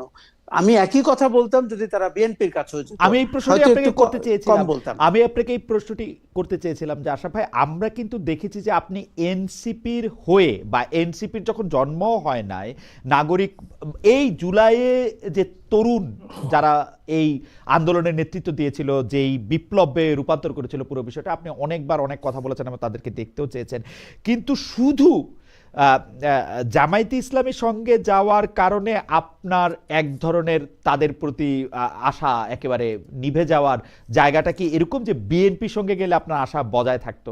আমার তো বিএনপি এবং জামায়াতকে একই রকম। খালেদ, আমি কিন্তু বিএনপির সাথে গেলেও হ্যাঁ, এনসিপির সমালোচনা করতাম অনেকটা একই ভঙ্গিতে। এর কারণটি হচ্ছে আমি এনসিপি কে ইন্ডিপেন্ডেন্ট রাজনৈতিক শক্তি হিসাবে দাঁড়াতে দেখতে চেয়েছিলাম, তৃতীয় শক্তি বলি অথবা নতুন শক্তি বলি। জামাত ইসলামের সাথে গেছে বলে, যেহেতু জামাত একটা দক্ষিণপন্থী রাজনীতি করে এবং মেয়েরা কত ঘন্টা কাজ করবে এসব বলে, এবং স্বাধীনতা বিরোধী সময়ে অবস্থান ছিল, এই কারণে হয়তো সমালোচনাটি বেশি। কিন্তু আমার এনসিপির প্রতি মোহভঙ্গ হওয়ার প্রথম কারণ, তারা রাজনীতি ছেড়ে তারা যে কথাগুলো বলেছে তার সাথে স্ববিরোধিতা নিয়ে নির্বাচনে নেমেছে। এটি হচ্ছে এনসিপি। দেখুন, তারাই তো আমাদেরকে সেকেন্ড রিপাবলিক বলেছে, নতুন বন্দোবস্ত বলেছে, ক্ষমতা না জনতা বলেছে, কিন্তু তার কাজে তো আমরা তার প্রমাণ দেখলাম না। ওকে, এই জায়গাটি থেকেই মোহভঙ্গ হওয়া শুরু। আশা ভাই, আশা ভাই আমাদের একজন দর্শক আসাদ ভাই এটা একটু শুরু করেছেন, আমাদের একজন দর্শক মানে কয়েকজন দর্শক আপনি যে বলাটা শুরু করেছিলেন মানে মিলিটারি এবং ইসলামাইজেশন, সেই ইসলামাইজেশনকে আপনি নেগেটিভ করে বলেছেন কিনা সেটার একটু ব্যাখ্যা দাবি করেন। আরেকজন দর্শক একদম সরাসরি বলেছেন, ওনার নাম সাহে জাকা, এটা কিরকম, উনি বলছেন খালেদ মহিউদ্দিন এবং আশরাফ কায়সাররা ইসলামকে দাবায় রাখতে চায় কেন, তাদের মতলব কি বুঝায় বলেন খালেদ মহিউদ্দিন এবং আশরাফ কায়সাররা ইসলামকে একই কথা, মানে আপনি ইসলামকে দাবায় রাখতে চান কিনা, ইসলামাইজেশন আপনি নেগেটিভলি ইউজ করছেন কিনা? আমি মোটেই নেগেটিভলি ইউজ করি নাই, আমি একটা ক্যারেক্টারিস্টিক্স বোঝানোর জন্য বলেছি। খালেদ, আপনি কিন্তু খুব রাইটলি বলেছেন, আমরা যখন ৭১ সালে পাকিস্তান থেকে আলাদা হই, আমাদের সব প্রতিষ্ঠানের মতোই সেনাবাহিনীও কিন্তু পাকিস্তান সেনাবাহিনীর থেকে বেরিয়ে আসা অংশ। কাজেই ভারতের সাথে সহ অবস্থানের কারণে বলি, ৯০% জনগোষ্ঠী মুসলমান বলি, এই কারণে বাংলাদেশ সেনাবাহিনীর অধিকাংশ যুদ্ধ প্রশিক্ষণ এবং প্রতিপক্ষ যেটি ধরা হয় সেটি কিন্তু ভারত, কারণ আমাদের সীমান্ত জুড়ে ভারতের অবস্থান। কাজেই এটি ছিল একটি প্রায়োগিক এবং একটি বাস্তবসম্মত ঘটনা।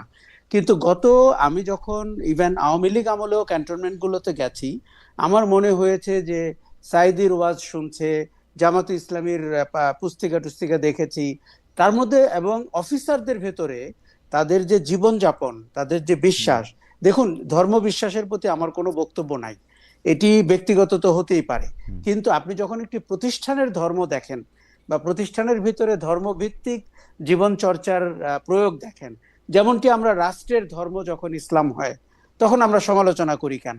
কারণ রাষ্ট্রের তো ধর্ম হতে পারে না।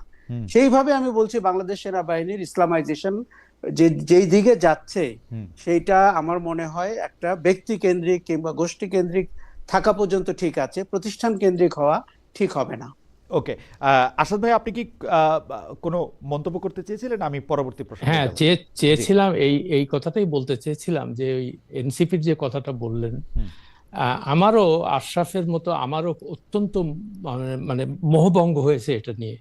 তার কারণ আমরা বড় আশা করেছিলাম যে এই তরুণরা তারা এত ত্যাগ স্বীকার করলো এবং এদের দ্বারা হয়তো নতুন বাংলাদেশ, আমরা নতুন ব্যবস্থা চালু হবে, কিন্তু এরা এসেই ক্ষমতার ওই যে কাছাকাছি গেল, ক্ষমতার স্বাদ পেয়ে গেল। এবং তাদের বিরুদ্ধে আমার স্পষ্ট মনে আছে এই যে হাসনাত, সার্জিস, এদের আমরা খুবই তাদের আশান্বিত হয়েছিলাম তাদের কার্যকলাপে, কিন্তু 2 মাসের মাথায় দেখলাম তারা প্রাডো গাড়ি নিয়ে, গাড়ির বহর নিয়ে চলাফেরা করছে। তাদেরকে জিজ্ঞেস করা হলো যে তোমরা এগুলো পাইলা কোথায়? বলে বড় ভাইরা দিচ্ছে। তো বড় ভাইরা, তো এই বড় ভাইরা তোমাদের আগে কোথায় ছিল? তোমরা তো কয়দিন আগে রিক্সায় চড়তা, সাইকেলে চড়তা, বাসে চড়তা। তো এই যে তারা যে এই যে জিনিসের মধ্যে ঢুকলো, এই দুর্নীতি ঢুকলো, তারপরে কয়েকজন 2-3 জন মন্ত্রী সবার মধ্যে উপদেষ্টা পরিষদের করলো, তাদের নিয়ে নানান রকমের কথাবার্তা চালু হলো বাজারে। তো এখন মানুষের, যেমন আমি নিজে অত্যন্ত আশাভঙ্গ হয়েছে আমার, যে এদের নিয়ে আমি খুব আশা করেছিলাম, কিন্তু এরা করলোটা কি শেষ পর্যন্ত?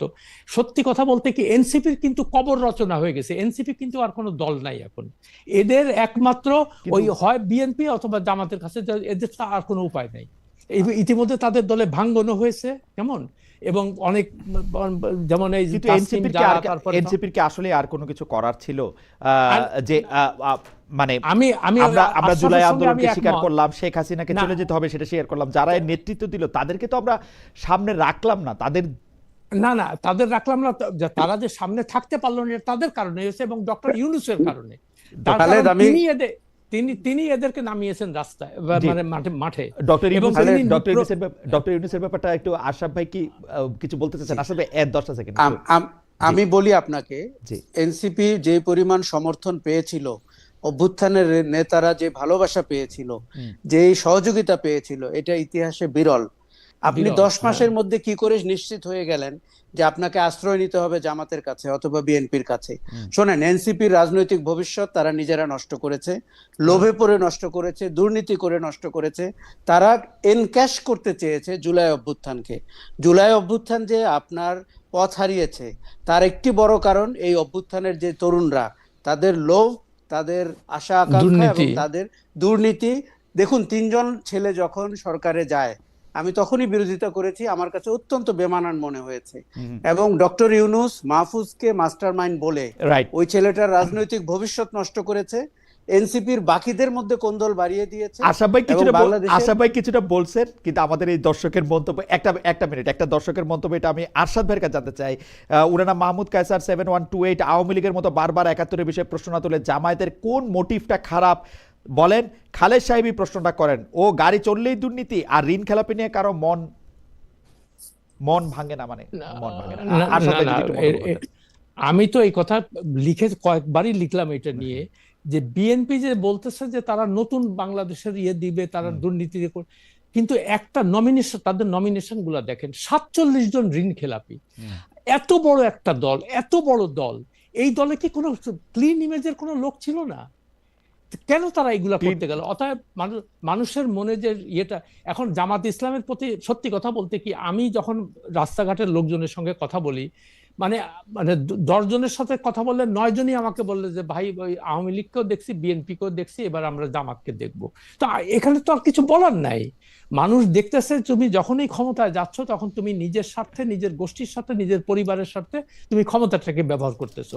এই যে শেখ হাসিনা বলেন, হোসেন মোহাম্মদ এরশাদ বলেন, খালেদা জিয়া বলেন, খালেদা জিয়ার সাথে আমার একটা মানে প্রেস কনফারেন্স, আমি জানি না খালেদ আপনি তখন কোথায় ছিলেন, একেবারে আমি তখন বললাম যে ম্যাডাম আপনি জিয়াউর রহমানের মানে সৎ একটা ভাবমূর্তি ছিল, উনি সৎ ছিলেন, এটা আর্থিক সততা ছিল, যদিও আমি মনে করি তিনি পলিটিক্যালি ডিসঅনেস্ট ছিলেন। তার কারণ জিয়াউর রহমান কিন্তু একমাত্র ব্যক্তি যিনি ডিজিএফআই এর মাধ্যমে টাকা দিয়ে দল ভাঙ্গার রাজনীতি শুরু করছে এই দেশে। এটা আপনারা ভুলে যান না। আচ্ছা, যাই হোক, আর যে কথাটা বলতে চাচ্ছিলাম, যে তখন মানুষ যখন দেখে যে ওই খালেদা জিয়াতে প্রশ্ন করছিলাম যে আপনার তখন জিয়াউর রহমানের যে আত্মীয় স্বজন কারা, এটা আমরা কেউ জানতাম না, কিন্তু এখন আপনার এখানে দেখা যাচ্ছে সাইদ ইস্কান্দার, শামীম ইস্কান্দার, তারপরে ওই যে চকলেট আপা, এগুলা কারা? তো তখন বলে কি কেন, কি হয়েছে, মানে আমার আত্মীয় স্বজনরা কি রাজনীতি করতে পারবে না? তো আমি বললাম যে দেখেন জিয়াউর রহমানের তো ভাই ব্রাদার ছিল, তখন তো আপনার ওনার যে শালিকা বা আপনার পক্ষের যারা, এদের কোনোদিন নাম কোনোদিন আমরা শুনি নাই, তো এই ইমেজটা আপনি নষ্ট করতেছেন কেন? উনি আমার উপর খেপে গেলেন। এটা আমি বললাম ম্যাডাম আপনি খেপে যাচ্ছেন কেন? আমি অ্যাজ এ জার্নালিস্ট আমার প্রশ্ন করার এটা, আপনি পছন্দ না হলে আপনি আপনার উত্তর দিবেন, কিন্তু আপনি আমার উপর রাগ করতেছেন কেন এটা নিয়ে? তো মানুষ এটা দেখছে যে এরা ক্ষমতায় আসার পরে শুধু নিজের স্বার্থ, নিজের পরিবারের স্বার্থ, নিজের গোষ্ঠীর স্বার্থ দেখতেছে, মানে তাদেরকে যারা, এই কারণে মানুষজন এই মনে করতেছে যে ঠিক আছে এরা তো সবাই দুর্নীতিতে জড়িয়ে পড়ে, তা ঠিক আছে আমরা জামায়াতকে ভোট দিব। আমার কি করার আছে এখানে? আমি জাস্ট মানুষের সেন্টিমেন্টের কথা বলছি। আপনাকে ধন্যবাদ আশরাফ ভাই। আমি একটু আশরাফ কায়সার ভাই আপনার কাছে আসি, যে আশরাফ কায়সার ভাই এইবারের প্রসঙ্গটা আপনার থেকে শুরু করে আমরা একটু আশরাফ ভাইয়ের কাছে তারপরে যাব। সেই প্রসঙ্গটি হচ্ছে গণভোট, জুলাই সংস্কার, ডক্টর ইউনূসের আহ্বান এই ভোট দেওয়ার পক্ষে, কিন্তু তার চেয়েও বেশি শেষ সময়ে এসে ডক্টর ইউনূস সরকার যে সিদ্ধান্তগুলি নিতেছে সেইটা হচ্ছে, আপনি একটা প্রসঙ্গ উল্লেখ করেছেন যে কোথায় মানে কার সঙ্গে কি চুক্তি করার ব্যাপারে, কাকে কিছু ভূমি দেওয়ার ব্যাপারে, সেই ব্যাপারগুলি নিয়ে আপনি আসলে এটা কিভাবে দেখতেছেন, এটা যদি একটু বলেন। আশরাফ ভাইয়ের কাছেও আমরা এটা শুনবো। শেষ সময়ে এসে যে বিনিয়োগের নামে মানে যে কথাগুলি বলা হইতেছে সেগুলি আসলে কতটা সত্য? আমাকে যেটা সবচেয়ে বেশি স্ট্রাইক করে ডক্টর ইউনূস সাহেবের, সেইটা হচ্ছে যে উনি কি কনফ্লিক্ট অফ ইন্টারেস্ট ব্যাপারটা বোঝেন না, নাকি সেইটা আসলে তিনি মানতে চান না? মানে গ্রামীণ নামের প্রতিষ্ঠানগুলা যেগুলি আসলে তার সাথে নাম জড়ায় আছে, যেগুলির সাথে গ্রামীণ ব্যাংকের কোনো সম্পর্ক নাই, সেগুলি বারবার বিভিন্ন বিষয়গুলিতে তার মানে মানে তার নির্বাহী আনুকূল্য কেন পাচ্ছে? আমি প্রশ্ন করেছিলাম আশা ভাই, আমি আপনাকে বলি, আপনার বন্ধু বান্ধবদের মধ্যে অনেকে উপদেষ্টা পরিষদে আছেন, তাদের কেউ কেউ আমার একটু অগ্রজ হলেও তারা আমার বন্ধুও বটে। আমি তাদের জানতে চেয়েছি যে এটা কীভাবে হয়, আপনারা এটা কীভাবে অ্যালাউ করতেছেন, এইটা কেমনে এটা সম্ভব করতেছেন আপনারা? ওনারা বলে যে এই আবেদন আগে করা ছিল, ওনারা এসে শুধু এটা, আপনি যদি এটা বলেন যে এই শেষ সময় এসে এটা কতটা ইয়া। আর আরেকজন দর্শক আমাদেরকে প্রশ্ন করছেন যে ভাই তারেক রহমানকে সমালোচনা করার মতো আপনাদের সাহস আছে কিনা? আমরা তো করতেছি, আমরা করছি। আচ্ছা, আমার কিছু বলা থাকে না। জি আশরাফ ভাই। জি আশরাফ ভাই। খালেদ, প্রথমে বলি ডক্টর ইউনূস তার প্রতিষ্ঠানগুলোর জন্য বেশ কিছু নতুন লাইসেন্স নিয়েছেন, জি, আদম ব্যবসা থেকে শুরু করে বেশ কিছু, এবং এগুলো অনৈতিক, দৃষ্টিকটু, এবং এগুলো যদি আগেও অ্যাপ্লাই করা থাকে, আমি হলে বা আমার মতো কাউকে ভাবতে পারলে এই সময়ে এগুলোকে আমি রহিত রাখতাম, এবং বলতাম যে আমি যেহেতু সরকারের প্রধান, এই সময় এগুলো লাইসেন্স পাবে না। ডক্টর ইউনূস এরকম কোন নিদর্শন স্থাপন করলে উনি কিন্তু ভালো করতেন, এবং উনি যখন তার প্রতিষ্ঠানের হয়ে লাইসেন্স নিতে শুরু করলেন, তখন আমরা অন্যান্য উপদেষ্টাদের মধ্যেও নৈতিক অবক্ষয় এবং সেটি দেখতে পেলাম। কাজেই আমার মনে হয়েছে যে সরকার প্রধানের এই জায়গাটি অত্যন্ত সমালোচিত হবে, এবং আমি সত্যিই চাই এই অন্তর্বর্তী সরকার বিদায়ের পরে, আমি জানি হোয়াইট পেপার সব সরকার বিদায়ের পরে আমরা করি, পরে আর তার কোনো ব্যবহার হয় না, কিন্তু 18 মাসের সরকারের কার্যক্রম নিয়ে একটি শ্বেতপত্র যেন বের করার উদ্যোগ নেওয়া হয়। তাদের সিদ্ধান্ত গ্রহণ প্রক্রিয়া, তাদের অর্থনৈতিক লেনদেন, তাদের এই যে কন্ট্রাক্টগুলো দেওয়া বিদেশি কোম্পানিগুলোকে, এই প্রত্যেকটা জিনিস প্রশ্ন করা উচিত, এবং বিদ্যুৎ জ্বালানির খাত সহ সব জায়গায়। এটি আমি স্ট্রংলি মনে করি। এবার আপনার প্রশ্নের প্রথম অংশে বলি, চিটাগং এর new marine container terminal DP World পাওয়ার চেষ্টা করছে 4.5 বছর হলো। সেই 4.5 বছরের কাজ আপনার কি 2 সপ্তাহ আগে আপনি করতে পারেন? যেটা এখনো কোর্টে বিচারাধীন, মামলার বিষয় রয়েছে, সেটি আপনি পারেন না। আপনি জাপানিজদের সাথে এগ্রিমেন্ট করছেন। দেখুন, কেউ কেউ যদি বলে থাকে যে ক্ষমতা ছাড়ার পরে আপনি অর্থনৈতিকভাবে বেনিফিটেড হওয়ার জন্য এগুলো করছেন, আপনি তাকে কিভাবে বুঝ দিবেন? আমি নিজেকে বুঝ দিতে পারছি না। এই সরকার, উনি বলবেন যে আমার অ্যাকাউন্ট দেখেন, আমার অ্যাকাউন্টে তো টাকা নাই, শুধু ওই যে পুরস্কারগুলি টাকা ছাড়া। দেখুন, ফাইন্যান্সিয়াল ইঞ্জিনিয়ারিং বলে আমরা একটি শব্দ জানি, এবং খুবই ইন্টারেস্টিং, আমরা কিন্তু শেখ হাসিনার অ্যাকাউন্টেও টাকা পাচ্ছি না। ওই ইয়াতে গিয়ে হ্যাঁ, টাকা মানুষ অ্যাকাউন্টে রাখে নাকি?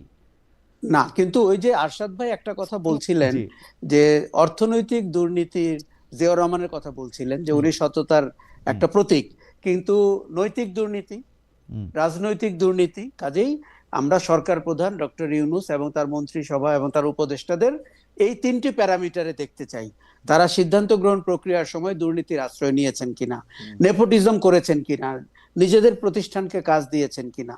আমি আপনাকে বলতে পারি ভুরি ভুরি এক্সাম্পল তৈরি হয়ে গেছে। কাজেই এই যে শেষ সময়ে এসে আপনার বন্দরে কিংবা জ্বালানি খাতে কিংবা অর্থনৈতিক অঞ্চলে একটা প্রায় ব্যক্তিগত প্রশ্ন কি করব, আমি কিন্তু জানি, যেহেতু আমি আপনাকে খেয়াল করি, আপনার ব্যবসায়িক প্রতিষ্ঠান বেঞ্চমার্ক আওয়ামী লীগের আমলে খুব সাফার করেছে নানা কারণে, এবং আমি এইগুলি এখন এটা নিয়ে আলাদা করে একদিন কথা বলা যাবে যে বাংলাদেশের অ্যাডভার্টাইজিং এজেন্সি, পাবলিক রিলেশন, এগুলি কে কোথায় কিভাবে নিয়ন্ত্রণ করেছে। আপনি কি এই সরকারের সময় অনেক বেশি বেনিফিটেড হয়েছেন, মানে ডিউলি আনডিউলি? খালেদ, খুব ভালো হলো যে আপনি প্রশ্নটি করেছেন। এই সরকারের সময় গত 18 মাসে আমরা সিদ্ধান্ত নিয়েছিলাম যে সরকারের কোনো টেন্ডারে আমরা অংশগ্রহণ করব না। সেটা বন্ধু-বান্ধবদের সরকার, এটা না, সেটা যেহেতু ইভেন্ট ম্যানেজমেন্ট হোক, এমনকি নির্বাচনী আপনার হ্যাঁ ভোট না ভোট প্রচারণা হোক, অতীতে কিন্তু 2008-এও আমরা ইন্ডিপেন্ডেন্টলি নির্বাচন কমিশনের পুরো কন্ট্রাক্টটি আমরা পেয়েছিলাম। সেই ক্রেডেনশিয়াল ব্যবহার করেও আমার ধারণা আমাদের প্রতিষ্ঠান সবচেয়ে অগ্রণী থাকতো, কিন্তু আমরা এখান থেকে দূরে থাকতে চেয়েছি। আমাকে অনেকেই বলেছেন, আপনি যে বন্ধুদের রেফারেন্স দিচ্ছেন, কিন্তু আমরা বলেছি যে আগামীতে কোনো একদিন নিশ্চয়ই এই প্রশ্নের মুখে পড়তে হবে যে জুলাই অভ্যুত্থান পরবর্তী সরকার এটি করেছে কিনা। আমরা প্রথমত যে রাজনৈতিক সরকারের সাথে ব্যবসা করার পক্ষপাতী না, কেননা ওখানে দেখা যায় যে আওয়ামী লীগ আমলে যেটি হয়েছিল, আমাকে বলেছিল যে আপনি 6 দিয়ে গুণ করে নিয়ে আসেন আপনার বিডিং ডকুমেন্টটা, তো একটি হচ্ছে আপনার, 5টি হচ্ছে আমাদের। তো আমি শেখ মুজিবুর রহমানের জন্মবার্ষিকী, তা আমি বললাম যে আমার পক্ষে এই জিনিস ডিল করা কঠিন হবে। কিন্তু কাজেই আপনি রাজনৈতিক সরকারের সঙ্গে কাজ করবেন না, অরাজনৈতিক সরকারের সঙ্গে কাজ করবেন না, তাহলে কেমনে হবে? আচ্ছা, যেটি ভালো খবর বলি আপনাকে, প্রাইভেট সেক্টরের সাথে কাজ করে, দেশি বিদেশি মাল্টিন্যাশনাল, এদের সাথে কাজ করে আপনি একটি লাভজনক প্রতিষ্ঠান হতে পারেন এবং এক্সেলেন্সের চূড়ান্তে যেতে পারেন। কখনো যদি রাজনৈতিক সরকাররা মোর প্রফেশনালি কনসালটেন্ট নিয়োগ করে আপনাকে বিডিং এ হেল্প করতে চায় বা আহ্বান করে, সেটি একটি ভিন্ন প্র্যাকটিস। আমরা এখনো ওই জায়গাটিতে যেতে পারিনি। আরশাদ ভাই, কনফ্লিক্ট অফ ইন্টারেস্ট এবং ডক্টর মোহাম্মদ ইউনূস যদি আপনি যদি আমার পোস্ট ফলো করেন ফেসবুকে, আমি তো গত 14 মাস থেকে এগুলো লিখেই যাচ্ছি। তো আমার কাছে প্রথম, মানে আমি সবচেয়ে বেশি হতাশ হয়েছি ডক্টর ইউনূসের কার্যকলাপে। এখন আমি প্রথমে অত্যন্ত খুশি হয়েছিলাম এবং অনেকে আমাকে গালাগালি করছে যে এই লোকটারে আপনি এত সমর্থন দিচ্ছেন কেন। আমি বললাম যে ভালো মানুষ, সৎ মানুষ, কিন্তু প্রথম যেদিন আমি জানলাম, আমাকে একজনে বললো যে উনি তো ওনার মামলা প্রত্যাহার করে নিয়েছে নির্বাহী আদেশে। আমি বললাম বলে কি? আমি বিশ্বাস করতে পারিনি যে ওটা উনি করেছেন। পরে দেখলাম যে একদম সত্য কথা, তখন আমার মনে হলো, তারপরে উনি একের পর এক ওই যে কর 666 কোটি টাকার কর মওকুফ। আচ্ছা, বলে কি যে ওনার তো কিছু নাই, কেমন ওনার কিছু নাই, ওনার কোনো গ্রামীণ ব্যাংকে মালিকানা নাই। তো যার মালিকানা নাই, যার কোনো কিছুই নাই, তার 666 কোটি টাকার কর হয় কিভাবে, ট্যাক্স হয় কিভাবে? আর একটা উনি বলেছিলেন, আমি ওনাকে একটা খোলা চিঠি লিখেছিলাম যে আপনি এই দেশের সবচেয়ে বড় দুর্নীতি করে সরকারে যারা থাকে তারা, অর্থাৎ আপনি আসার পরই আপনি আপনার কি সম্পদ আছে এটা আপনি ডিক্লেয়ার করবেন পাবলিকলি এবং সবাইকে সেটা করার জন্য বলবেন। এবং আমি আমি এটা 10 তারিখে লিখেছিলাম, উনি 13 তারিখে প্রথম জাতির উদ্দেশ্যে ভাষণে উনি বললেন যে এগুলো আপনারা করবেন, উনি ওনার নিজের হিসাবটা দেবেন। আজকে 18 মাস চলতে গেল, উনি কোনো কিছু তার দেন চেয়ে না। ডেঞ্জারাস কি আসা যায়? আমি উপদেষ্টাদের জানতে চাইছি, উপদেষ্টাদের মধ্যে কেউ কেউ আমারে বলছেন যে তারা নাকি তাদের হিসাবটা দিয়ে রাখছে চিফ অ্যাডভাইজারের কাছে, চিফ ওটা ওই অ্যাডভাইজার হাসিনার নাকি মতো। এটা প্রকাশ করতে বন্ধ করে রাখছে। এটা না কি না হিসাব? না না, এবং কিছুদিন আগে মানে আমি তো লিখেই যাচ্ছি একটার পর, উনি হ্যাঁ। হিসাব দেয় না কেন? হ্যাঁ। উনি জাতির সাথে প্রতারণা করতেছে। এবং যার কারণে হচ্ছে কি যে সরকারি কর্মকর্তা যারা, তারাও দেয় নাই, কেমন? হ্যাঁ। এবং সবচেয়ে বড় দুর্নীতির জায়গা হলো এই সরকারি কর্মকর্তা এবং ইয়ে করা, এই যে বিদেশে টাকা পাচার, এগুলো সবগুলো তারা করছে। আমি বললাম যে দেখেন, ডক্টর মোমেন যখন পররাষ্ট্রমন্ত্রী ছিলেন, ওই যে বিদেশে টাকা পাচার করছে, কারণ উনি বললেন যে আমরা ফরেন মিনিস্ট্রি থেকে একটা ইনভেস্টিগেশন করেছি এবং আমরা রিপোর্ট আসছে আমাদের কাছে, এবং তার মধ্যে 80% হলো সরকারি কর্মকর্তারা বিদেশে টাকা পেয়েছে, বেগমপাড়া, তারপরে মালয়েশিয়া, সেকেন্ড, এগুলো। তো তখন হাইকোর্ট বললো এটা দেখার পরে যে তুমি এই রিপোর্ট দুদককে বললো এই রিপোর্ট জমা দিতে বলো কোর্টে। উনি দিলেন না, মানে হাসিনা তাকে বলছে তুমি এটা দিবা না, বাস হয়ে গেল। আচ্ছা, তখন আমি বললাম যে উনি তো ডক্টর ইউনূসের তো কাজ সহজ করে দিয়েছিল, ওই রিপোর্টটা এখনো পররাষ্ট্র মন্ত্রণালয়ে আছে, তো তারা ইজি প্রকাশ করতে পারতো, কিন্তু করলো না। কেন করলো না? এবং দেখেন, কিছুদিন আগে আমি এটার উপর একটা লিখেছি যে ডক্টর ইউনূস তার হিসাব দেয় না কেন। এইটার ফজল কবির খান সাহেব, উনি যে উপদেষ্টা, তিনি প্রথম আলোর সাথে একটা ইন্টারভিউতে বলেছে, এক জার্নালিস্ট তাকে জিজ্ঞেস করছে যে ওনাদের তো হিসাব দেওয়ার কথা ছিল, দেয় নাই কেন? তো তখন বলছে যে আমাদের উপদেষ্টা পরিষদে মানে আলোচনা হয়েছে, ওখানে বলা হচ্ছিল যে এটা দিলে বিতর্কের সৃষ্টি হবে, কেমন? তো সাংবাদিকতাও দেখেন কোন পর্যায়ে গেছে। তো সাংবাদিক তো ইমিডিয়েটলি জিজ্ঞেস করবে যে উনি তো সৎ মানুষ, ওনার তো বিতর্কের কি আছে, ওনার তো কিছু নাই, না, তো বিতর্কটা কেন হবে? উপদেষ্টা পরিষদে এমন মানুষ আছে। না না, আমি শেষ করি এটা। তো উনি এটা বলে, তা আমি বললাম যে লোক বলে যে আমার কোনো গাড়ি নাই, বাড়ি নাই, আমার কোনো মালিকানা নাই, এরকে কিচ্ছু নাই, তো সেই লোকের তো ট্যাক্স রিটার্ন হওয়ার কথা তো জিরো, তার তো কোনো ইনকামই নাই, কোনো কিছুই নাই। তো সেই লোকের তাহলে বিতর্ক কেন হবে? তার মানে কিছু লুকানোর কিছু আছে, নাহলে কিছু আছে, নাহলে কেন বিতর্ক হবে? আসাদ ভাই খুব সুন্দর করে বলছেন। আমরা একটু বর্তমান ইলেকশনের জায়গায় আসি এবং শেষ প্রসঙ্গগুলি আর কি, সেইটা হচ্ছে আশা ভাই আপনাকে দিয়ে আমি শুরু করতে চাই যে আপনি যদি রাজনৈতিক ইশতেহার বা প্রতিশ্রুতির প্রসঙ্গে আসি, তাহলে আমরা জামায়াত এবং বিএনপি এই দুইটা বড় জোটের থেকে আসলে কি ধরনের রাজনৈতিক ইশতেহার বা প্রতিশ্রুতি আমরা দেখতে পাচ্ছি?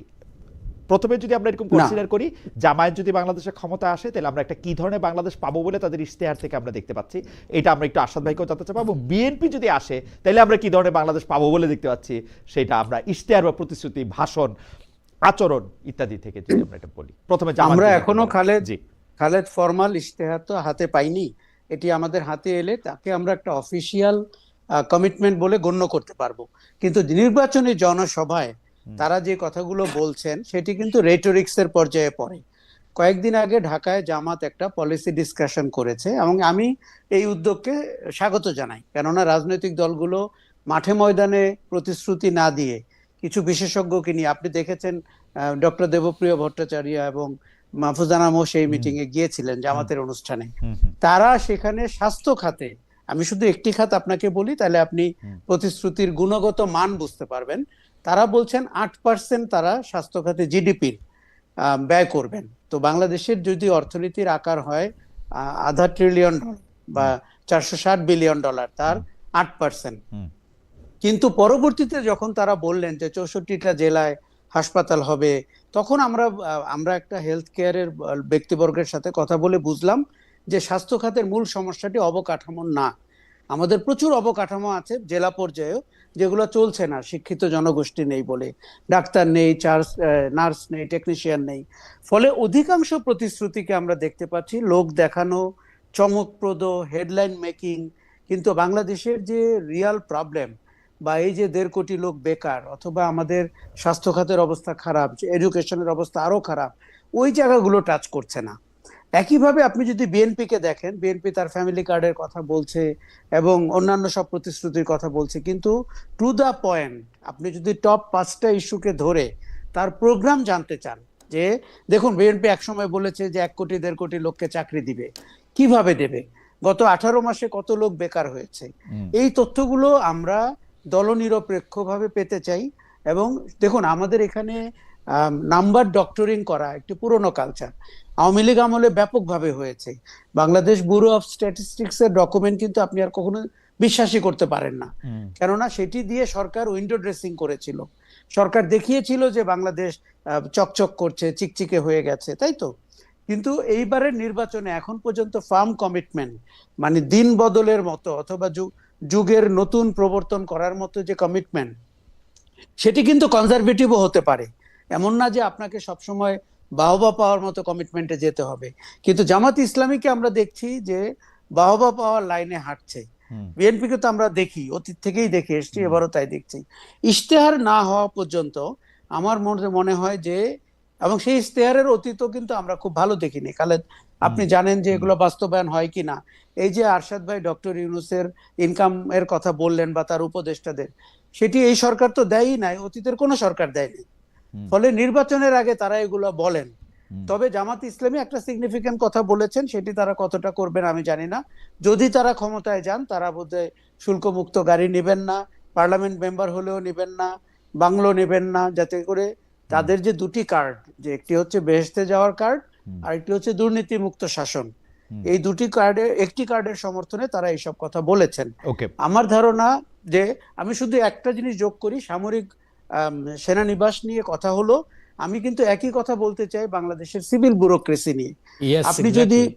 আপনি যদি বেইলি রোড, হেয়ার রোডে যান, এবং তারা কি করেছে, মন্ত্রীদের জন্য 9,000 স্কোয়ার ফিটের বাসা প্রস্তাবনা দিয়েছে। একজন উপদেষ্টা 6,000 স্কোয়ার ফিটের বাসা ছেড়ে 5 মাস ধরে একটি বাংলো সংস্কার করে 1 মাস আগে সেখানে পার্টি দিয়েছে। এবং যেই লোকটাকে আমরা ভাবতাম যে উনি বিশ্ববিদ্যালয়ের অধ্যাপক, উনি হয়তো এই কাজ করবেন না, এই আপনি উপদেষ্টা অন্তর্বর্তী সরকারের 5 মাস ধরে একটি বাংলো সংস্কার করে বন্ধু বান্ধবকে নিয়ে পার্টি দিয়েছে, যিনি ঠিক মতো বিদায় নিলে আর 2 সপ্তাহ ক্ষমতায় আছেন। না, খুবই আসাদ ভাই, আপনি বলার আগে আমি একটু বলে নিতে চাই, সেটি হচ্ছে যে এই প্রসঙ্গে আপনি একটু বলবেন যে বিএনপি জামাতের ইশতেহার, তারপরে হচ্ছে যে প্রতিশ্রুতি, এটাতে কি বলতেছেন? আমাদের দর্শক বারবার একটি কথা বলছেন, সেটা হচ্ছে খালেদ ভাই তারেক বনাম ডক্টর শফিকের একটা বিতর্ক আয়োজন করুন। আমি এটি আসলে গত 10 বছর ধরে বলে আসছি যে আমি শেখ হাসিনার ইন্টারভিউ করতে চেয়েছিলাম, পাই নাই, বেগম জিয়ার ইন্টারভিউ করতে চেয়েছিলাম, পাই নাই, জনাব তারেক রহমানের ইন্টারভিউ গত 6-7 বছর ধরে চেষ্টা করতেছি, পাই নাই। কিন্তু এটা আমার জন্য একটা খুবই আনন্দ উপহার, ড্রিম, মানে একটা প্রফেশনাল দিক দিয়ে এটা খুবই একটা আনন্দের উপহার ব্যাপার হবে, তারা যদি রাজি হন। যাই হোক, আমি আসাদ ভাই আপনার কাছে জানতে চাইবো যে ইশতেহার দেখে ইশতেহার যে কথাটা, আজ পর্যন্ত আমরা সবাই মোটামুটি সাংবাদিকতার সঙ্গে জড়িত, তো আপনি কি কোনো ইশতেহারের কথা গত 54 বছরে মনে করতে পারেন যে কেউ ইশতেহার কেউ পড়ে না? এগুলো জাস্ট ওই যে একটু আগে আশরাফ যে কথাটা বলে, এগুলো সব রেটরিক, এগুলো মানুষ বিশ্বাস করে না, কারো কোনো পড়ার কোনো প্রয়োজনও নাই। এবং তারা জানে যে এই সমস্ত কথাবার্তা বলে আমি ক্ষমতায় যাব, তারপরে লুটপাট করব, তারপরে আমি নাইলে দেখেন এই যে কালু, দুলু, ফালু, এটা জীবনে কোনোদিন কারোর নাম শুনি না, এসে 2,000 কোটি টাকার মালিক। মানে জাস্ট থিঙ্ক অ্যাবাউট ইট। আর একটা কথা, এত তো ইশতেহারের দরকার নেই, আপনি সিম্পল 2-3টা কথা বলবেন। 1 নাম্বার হলো যে, আমি ওই যে কারণে শফিকুর রহমানের, মানে আমার কাছে খুব ভালো লাগে, প্রত্যেকটা কথায় উনি বলছেন যে আমরা নিজে দুর্নীতি করব না এবং কাউকে করতে দিব না। আমি এই কথাটা আমরা জানতে চাই। তারপরে আপনি 9,000 স্কোয়ার ফিটের বাড়ি আপনার কেন লাগবে? এটা কি আপনার কি রানী ভিক্টোরিয়ার বংশধর? আপনি কোথা থেকে আসছেন? 2 জেনারেশন আগে আমাদের ঠিকানা ছিল ধান ক্ষেত। অ্যাবসলিউটলি। সে ধান ক্ষেতের থেকে আমরা উঠে এসে এসে মানে ৯,০০০ স্কোয়ার ফিট, ৫,০০০। না এই যে কিন্তু খলিলুর কিন্তু রহমান বলে এক কিন্তু কিন্তু উপদেষ্টা, আসাদ ভাই, আমি আসাদ ভাই, এইটা আমরা একটু প্রিমেচিউর লেভেলে কথা বলতেছি কিনা, এটা একটা প্রস্তাব, কোনো একজন অতি উৎসাহী। না না না না, অলরেডি অলরেডি এটা প্রথম কথা হলো, এটা এই প্রকল্প আসলো কেন, এটা এই আসলো এটাকে। তার আগে আপনি কিছুদিন আগে দেখেছেন যে যে ওই যে একটু আগে বেলি রোড, হেয়ার রোডের যে কথাটা বললেন, হ্যাঁ। এক এক ইয়েতে মানে সেক্রেটারিদের ৫,০০০ স্কোয়ার ফিটের। ভাই আমরা কারা? আপনার ৫,০০০ স্কোয়ার ফিটের বাড়ি আপনাকে, আমি বলেছি কি জানেন, একটা কথা বলে না যে এই দেশ সংবিধানের প্রথম, আমি বললাম সংবিধানের প্রথমেই হলো একটা মানে মিথ্যা কথা বলে, বলে না যে এই দেশের মালিক কে, বলে দেশের মালিক হলো জনগণ। জনগণ, হ্যাঁ, বলে না? হুম। তো জনগণ কোথায় থাকে? জনগণ থাকে বস্তিতে। আর সিভিল সার্ভেন্ট, সার্ভেন্ট মানে চাকর, ভৃত্য, তারা থাকে ৫,০০০ স্কোয়ার ফিটের বাড়িতে। তো এই যে ব্যাপারগুলো, আপনি যতদিন এই জিনিসটা উল্টা না হচ্ছে, মানে আসল জনগণের হাতে যদি দেশের মালিকানা না দেন, এই জন্য আমি লিখেছি যে ৯,০০০ স্কোয়ার ফিটের আর ৫,০০০ স্কোয়ার ফিটের বাড়ি ওই কড়াইল বস্তি থেকে সবগুলোরে ওখানে আইনে ঢুকান, এবং এই সিভিল সার্ভেন্ট যারা আছে এদেরকে বাইর করে সব বস্তি দেন, তাইলে দেশে বৈষম্য কিছুটা রক্ষা হবে। হ্যাঁ, তাছাড়া এখন আপনি জাস্ট ৩টা জিনিস আপনি যদি করেন, আমি দুর্নীতি আমি করতে দিব না, নিজে করব না, এবং প্রত্যেকে ক্ষমতায় আসার পর সঙ্গে সঙ্গে তার অ্যাসেট ডিক্লেয়ার করতে হবে, পাবলিকলি ডিক্লেয়ার করতে হবে। এইটা যদি ডক্টর ইউনূস প্রথমে আসার পরে এই কাজটা করতো, তাহলে দেখতেন যে দুর্নীতির এই জায়গাটা অনেকটা বন্ধ হয়ে যেত। তখন জানতো যে আমার তো মানে সবকিছু ডিসক্লোজ করতে হবে, আমি এই টাকা নিয়ে রাখবো কোথায়। তো এই জিনিসগুলা, তারপরে সরকারি হাসপাতালগুলোতে মানুষ চিকিৎসা পাচ্ছে না, তো তাদেরকে আপনি চিকিৎসাটা দেবেন কিভাবে? তারপরে মানে ওয়েলনেস যে ব্যাপারটা, যে মানুষ যেন হাসপাতালে না আসে তার আগেই যেন ইউনিয়ন পর্যায়ে বা গ্রাম পর্যায়ে আপনি তাদেরকে স্বাস্থ্য সেবা দেন, যাতে করে মানে হয় কি, অধিকাংশই হলো আপনার চিকিৎসার অভাবে ডাক্তারের কাছে যেতে পারে না বা কোনো টেস্ট করতে পারে না। কেমন একটা, যেমন আমাদের বাসায় একটা মেরির মা বলে একটা ইয়ে ছিল, আমার মার দেখাশোনা করতো, সে মেরি শুনলাম কিছুদিন আগে মারা গেছে। আমি জিজ্ঞেস করলাম যে হঠাৎ করে কি হলো তার, সে তো বয়সও তো কম, বলে ওই অনেকদিন থেকে অসুস্থ ছিল। আমি বললাম কি ডাক্তার দেখায়নি? বলে ডাক্তার দেখায় পয়সা পাবে কোথায়? তো যখন জটিল হয়েছে হাসপাতালে নিছে এবং মারা গেছে সে। তো এটা যদি আগের থেকে একটু দেখতে হতো, আগের থেকে মানে লোকাল পর্যায়ে যদি দেখতে পারতো, টেস্ট ফেস্ট করাইতো, তাহলে তো এই পরিণতি হতো না। এখন আপনি চিকিৎসা করাইতে সিঙ্গাপুর চলে যাবেন, আপনি চিকিৎসা করাইতে আমেরিকাতে, লন্ডন চলে যাবেন, এদের কি হবে? এই জিনিসগুলো আপনি অ্যাড্রেস করেন আগে। আপনার এত বড় বড় বাড়িতে থাকতে হবে কেন? এই জিনিসগুলো আপনি আগে ডিক্লেয়ার, এই 3টা জিনিস ডিক্লেয়ার করেন আপনি। আজকে এত 36 পাতার ইশতেহার আমার দরকার নাই। ওকে, খুব ইন্টারেস্টিং ব্যাপার। আমাদের দর্শকদের অনেকেই আজকে অনুষ্ঠানের শুরুতে আরশাদ ভাইকে খুবই অপছন্দ করতেছিলেন, এখন আবার অনেকে অনেক বেশি পছন্দ করতেছেন। সেটার কারণ হচ্ছে যে আপনি দুর্নীতি ঠেকানোর কথা বলছেন, জামায়াতের কি কি কথা আপনার ভালো লাগছে সেটা আপনি বলছেন, এবং একটা নিরপেক্ষ জায়গা থেকে আপনি একটা কথা বলছেন। কিন্তু আমরা এবার শেষ প্রসঙ্গে আসি, কিন্তু শেষ প্রসঙ্গটা আমরা আশরাফ কায়সার ভাইকে দিয়ে শুরু করতে চাই। আরশাদ ভাই আমাদেরকে শেষে বলবেন। আশরাফ কায়সার ভাই, প্রশ্নের মধ্যে আসলে একটু কি বলে, একটু জ্যোতিষী প্রশ্ন। এটা জ্যোতিষী প্রশ্ন হচ্ছে যে ইলেকশনটা কেমন হবে, অর্থাৎ 12 ফেব্রুয়ারি ইলেকশন ঠিকঠাক হবে কিনা। আর দর্শকদের মধ্যে অনেকে এই প্রশ্ন করছেন যে কে সরকার গঠন করবে বলে এখন পর্যন্ত আপনার মনে হচ্ছে। আসাদ ভাইয়ের কাছে আমরা এটা জানতে চাইবো যে কে সরকার গঠন করবে বলে মনে হচ্ছে, ইলেকশনটা কেমন হবে। দুইটা ভাবেই, এক হচ্ছে যে খুব নিরপেক্ষভাবে মানুষ ভোট দিতে পারবে কিনা, আর প্রত্যেকটা ভোটের সময় আমাদের একটা আনন্দের উৎসবের পরিস্থিতি সৃষ্টি হয়, কিন্তু আমরা আবার খুব শঙ্কায় থাকি যে মানে প্রাণ হানি বা অঙ্গহানির সেই জায়গাটাতে কিরকম হবে জানমালের নিরাপত্তা প্রসঙ্গে। শেষ প্রশ্ন আশরাফ ভাইয়ের পরে আমরা আসাদ ভাইকে শুনে শেষ করব। দেখুন, এখনো প্রায় 2.5 সপ্তাহ বাকি নির্বাচনের। যেভাবে প্রচারণা হচ্ছে, যেভাবে ইস্যু তৈরি হচ্ছে, যেভাবে একে অন্যকে আঘাত করছে কিংবা প্রতিশ্রুতি দিচ্ছে, তার সাথে ভোটের উঠানামা কিন্তু নির্ভর করে। যেমন ধরেন, গত কয়েক মাস আগে আমরা জামাতে ইসলামীকে বা বাংলাদেশে যারা ইসলামিক রাজনীতি করেন তাদের যে প্রভাব প্রতিপত্তি দেখতে পাচ্ছিলাম, এক ধরনের জনসমর্থনও দেখতে পাচ্ছিলাম। তারেক রহমান দেশে আসার পরে আমার মনে হয়েছে যে বিএনপি একটা পথ খুঁজে পেয়েছে। তার অনেক আচরণ মানুষ পছন্দ করেছে। এই যে চেয়ার বদলে ফেলা, ছোট চেয়ারে বসা, সিংহাসনে না বসা, এইসব করে টোরে উনি মনে হয় যে বাসে করে ঘোরা, সবকিছুকে বিএনপির রাজনীতির পালে বাতাস দিয়েছে বলে আমার ধারণা। এখন গত কয়েক সপ্তাহে তারেক রহমান সিগনিফিকেন্ট তেমন বড় কোনো ভুল করেননি। এমনকি আমি আরশাদ ভাইয়ের সাথে একমত যে ঋণ খেলাপিদেরকে মনোনীত করা, দ্বৈত নাগরিকদেরকে মনোনীত করা, এগুলো জায়গায় কিন্তু বিএনপি নতুন রাজনীতির কোনো সুবাতাস আমাদের কাছে দিল না। কিন্তু জামাতে ইসলামীর গায়ে যে অন্যান্য গন্ধগুলো আছে সেগুলো তারা দূর না করে তারা একটা কল্যাণমুখী রাষ্ট্র করার এবং দুর্নীতিমুক্ত বাংলাদেশ গড়ার যে প্রতিশ্রুতি দিচ্ছে তার কিন্তু ভোট ব্যাংক তৈরি হতে পারে। তরুণরাও আমার ধারণা অনেকখানি ক্যাম্পাসগুলোতে যেরকম ঘটেছে, বিএনপি মনোভাবাপন্ন মানুষরা মনে করে তার কোনো প্রতিফলন জাতীয় রাজনীতিতে হবে না, আমি কিন্তু মনে করি না। আমি মনে করি ক্যাম্পাসগুলোতে যেভাবে জামাতে ইসলামী এবং তার ছাত্র সংগঠন ভালো করেছে, জামাতে ইসলামী এবং তার জোটের সঙ্গীরা জাতীয় রাজনীতিতেও অনেকখানি ভালো করবেন, নির্বাচনেও করবেন। তবে ইসলামী শাসনতন্ত্র আন্দোলন বাইরে গিয়ে এই যে জামাতে ইসলামীকে কোনো ইসলামিক দলই না, এটি জামাতের দুটি পিলারের একটিকে আঘাত করছে। যেই পিলারটি হচ্ছে যে একটি ইসলামপন্থী দল বেহেশতের যাওয়ার সুযোগ তৈরি করা, সেই জায়গাটিতে আঘাত করছে।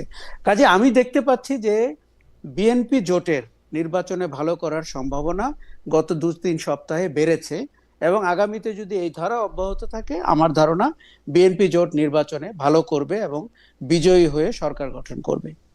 ওকে, একদম পরিষ্কার। আরশাদ ভাই, আপনি কি মনে করেন নির্বাচনের দিন, আইন শৃঙ্খলা এবং সরকার গঠন? না, এই যতই দিন কাছায় আসছে আমরা দেখতে পাচ্ছি যে একটা সহিংসতা বিভিন্ন জায়গায় হচ্ছে আর কি। এগুলো নিয়ে আজকেও দেখলাম যে বিএনপির সঙ্গে এনসিপির মারামারি হয়েছে, বিভিন্ন জায়গায় এটা হতেই থাকবে এবং মাঠ পর্যায়ে ঠেকানোর কোনো ক্ষমতা বর্তমান সরকারের নেই, এটা বোঝা যাচ্ছে আর কি। তাদের আইন শৃঙ্খলা তারা ঠিক রাখতে পারবে না, যতই কথা বলুক আর যাই করুক। আর একটা কথা বলি, সেটা হচ্ছে এই যে আমরা যে 71-এর কথা বলি, দেশ স্বাধীনের, আমরা দেশটা স্বাধীন হয়েছিল কিসের জন্য? প্রথম কথা যে পাকিস্তানিরা আমাদের ক্ষেত্রে আমরা বৈষম্যের শিকার হয়েছিলাম। কেমন যে এই যে মানে 90% লোক বাংলাদেশের স্বাধীনতার পক্ষে ছিল, কি কারণে? যে আমরা এই বৈষম্য থেকে মুক্তি চেয়েছিলাম। কিন্তু দুঃখজনকভাবে গত 54 বছরে এই বৈষম্যতা তো কমেইনি, আরো বেড়ে চলেছে বিভিন্ন। খালি লাভবান কারা হয়েছে? যারা সরকারে ছিল, তারা ক্ষমতাসীন ছিল, তারাই মানে ভালোভাবে আছে, তাদের আত্মীয় স্বজন, লোকজন, তাদের গোষ্ঠী, তারাই লাভবান হয়েছে। কিন্তু বৃহত্তর জনগোষ্ঠীর কোনো উন্নতি হয় নাই। সেই জন্য তারা দেখছে যে আমার কি হয়েছে, আমি স্বাধীনতা হলো কিন্তু আমার তো কোনো কিছু হলো না। এই যে ইসলামাইজেশন বলেন বা জামাতে ইসলামের একটা মানে কি বলে, তাদের সমর্থন বাড়ছে বা কিছু, অনেকে মনে করছে কি ঠিক আছে, এরা তো অ্যাটলিস্ট চুরিচামারি করে না, বা অ্যাটলিস্ট করার কোনো পর্যন্ত কোনো পাই নাই, মানে প্রমাণ পাই নাই, ক্ষমতায় গেলে কি করবে সেটা আমি জানি না। তো সেই জন্য যে তাদের পক্ষে যে একটা মোটামুটি একটা সমর্থন, ভালো সমর্থন, এগুলো তো আগে আমরা এতটা দেখি নাই। সরকার গঠন তো সরকার করতেও পারে, সেটা আমি বলছি, এবং করতেও পারে। আমি দেখতে পাচ্ছি, আমি বলি কিছুদিন আগে আমার বাড়ি খুলনাতে, তো ওইখানে আমার এলাকাতে বিএনপির প্রচন্ড সাপোর্ট আর কি। তো এইবার আমি যখন গেলাম, আমি ওদেরকে জিজ্ঞেস করতেছিলাম কি বললো যে সত্যি কথা বলতে কি ভাই, আমাদের অবস্থা খুব একটা ভালো না। বিএনপির একজন আমাকে বলছে। তো সেই জন্য আমি বলছি যে আমি ঠিক শিওর না আশরাফ কায়সারের মতো যে বিএনপি ক্ষমতায় চলে আসবে। I am not quite sure about that. তো জানি না কি যেই আসুক, কিন্তু যারাই আসুক, খালি একটাই করে আপনারা অনুগ্রহ করে দেশের বৃহত্তর জনগোষ্ঠীর কথা একটু চিন্তা করেন, আর বড় বড় বাড়িতে থেকেন না, আর এই মানে ফ্ল্যাগালা গাড়ি নিয়ে ঘোরার দরকার নেই, আপনার সাধারণ মানুষের মতো চলা। একটা বোনাস প্রশ্ন আছে, সেই জন্য আপনাকে একটু থামাচ্ছি আশরাফ ভাই। একটা বোনাস প্রশ্ন, সেটা আপনি 1 মিনিট বলেন, তারপর আমরা আশরাফ কায়সার ভাইয়ের কাছে 2 মিনিটের একটু শুনতে চাই। সেটা হচ্ছে মিডিয়াকে কেমন দেখতেছেন? আমাদের মিডিয়া কি আসলে নিরপেক্ষভাবে একটা ইলেকশন কভার করার মতো যথেষ্ট মজবুত পাটাতনে দাঁড়ায় আছে কিনা মিডিয়া? না, এটা তো মিডিয়া তো শেষ বহু আগেই। তার কারণ শোনেন, মিডিয়া চালায় কারা? বড় বড় ব্যবসায়ী প্রতিষ্ঠান। তো আগে বড় বড় জমিদার বা ইয়েরা কি করতো, আগে তারা বাসায় ওই দুর্বৃত্ত মানে নিজেদেরকে রক্ষা করার জন্য কুকুর পুষতো বাসায়, কেমন? আর এখন পোষে সাংবাদিক। সারা দুনিয়ার জন্য ঠিক আসাদ ভাই, রূপার্ট মার্ডকরা ছাড়া কে এই পত্রিকা বিজনেসে আসবে? না, আমি সেই কথাটাই বলছি যে বাস্তবতাটা হলো এই। তো আপনি এখানে নিরপেক্ষ সাংবাদিকতা কিভাবে আশা করেন? যেখানে আপনি এই ধরেন এই বসুন্ধরা গ্রুপের কথা চিন্তা করেন, সবচেয়ে বড় দোষর স্বৈরাচারের, তাদের কিচ্ছু হলো না। খুনের আসামি, ধর্ষণের আসামি, তারপরে টাকা পাচারের আসামি, দুদকের মামলা আছে, গ্রেপ্তারি পরোয়ানা, তাদের কিচ্ছু হয় না। কেমন? তো তারপরে ওই যে কি হামিম গ্রুপের কে, ওই যে 2 পত্রিকার টিভি চ্যানেলের মালিক, বারবার দরকার শেখ হাসিনার সরকার, কেমন এইসব বলে টলে সে জেলের বাইরে। কিন্তু শেখ হাসিনার সময় আপনি মিডিয়া করবেন, শেখ হাসিনার পক্ষে থাকবেন না, এটা তো হইতে পারে নাই। কারণ বড় ব্যবসায়ীরা যখন টাকা লগ্নি করছে, তাদের হাতির মতো বড় শরীর, তাদের শরীর স্বাভাবিক। আমি ওই কথাটাই বলছি যে তারা এই প্রসঙ্গে একটা খালি কথা বলে শেষ করি। ওয়াশিংটন পোস্টের মালিক ছিল ইউজিন মেয়ার, কেমন, ইহুদি একজন। তো উনি 1933 সালে ওয়াশিংটন স্টার নাম ছিল তখন, এই পত্রিকাটা কিনলো আর কি। কেনার পরে উনি 33 বছর, মানে 1966 এর আগে লাভের মুখ দেখে নেই, কোনো লাভই, মানে কনস্ট্যান্টলি এটার পিছনে পয়সা দিয়ে গেছে, কেমন। তো এইখানে তার একটাই কথা ছিল যে এই পত্রিকাটা আলটিমেটলি দাঁড়াবে এবং ব্যবসায়িকভাবে সফল হবে, এবং সেটা হয়েছে পরের দিকে। হ্যাঁ, তো এখন আমরা এখানে আরেকটা কথা বলে রাখি, good journalism is good business.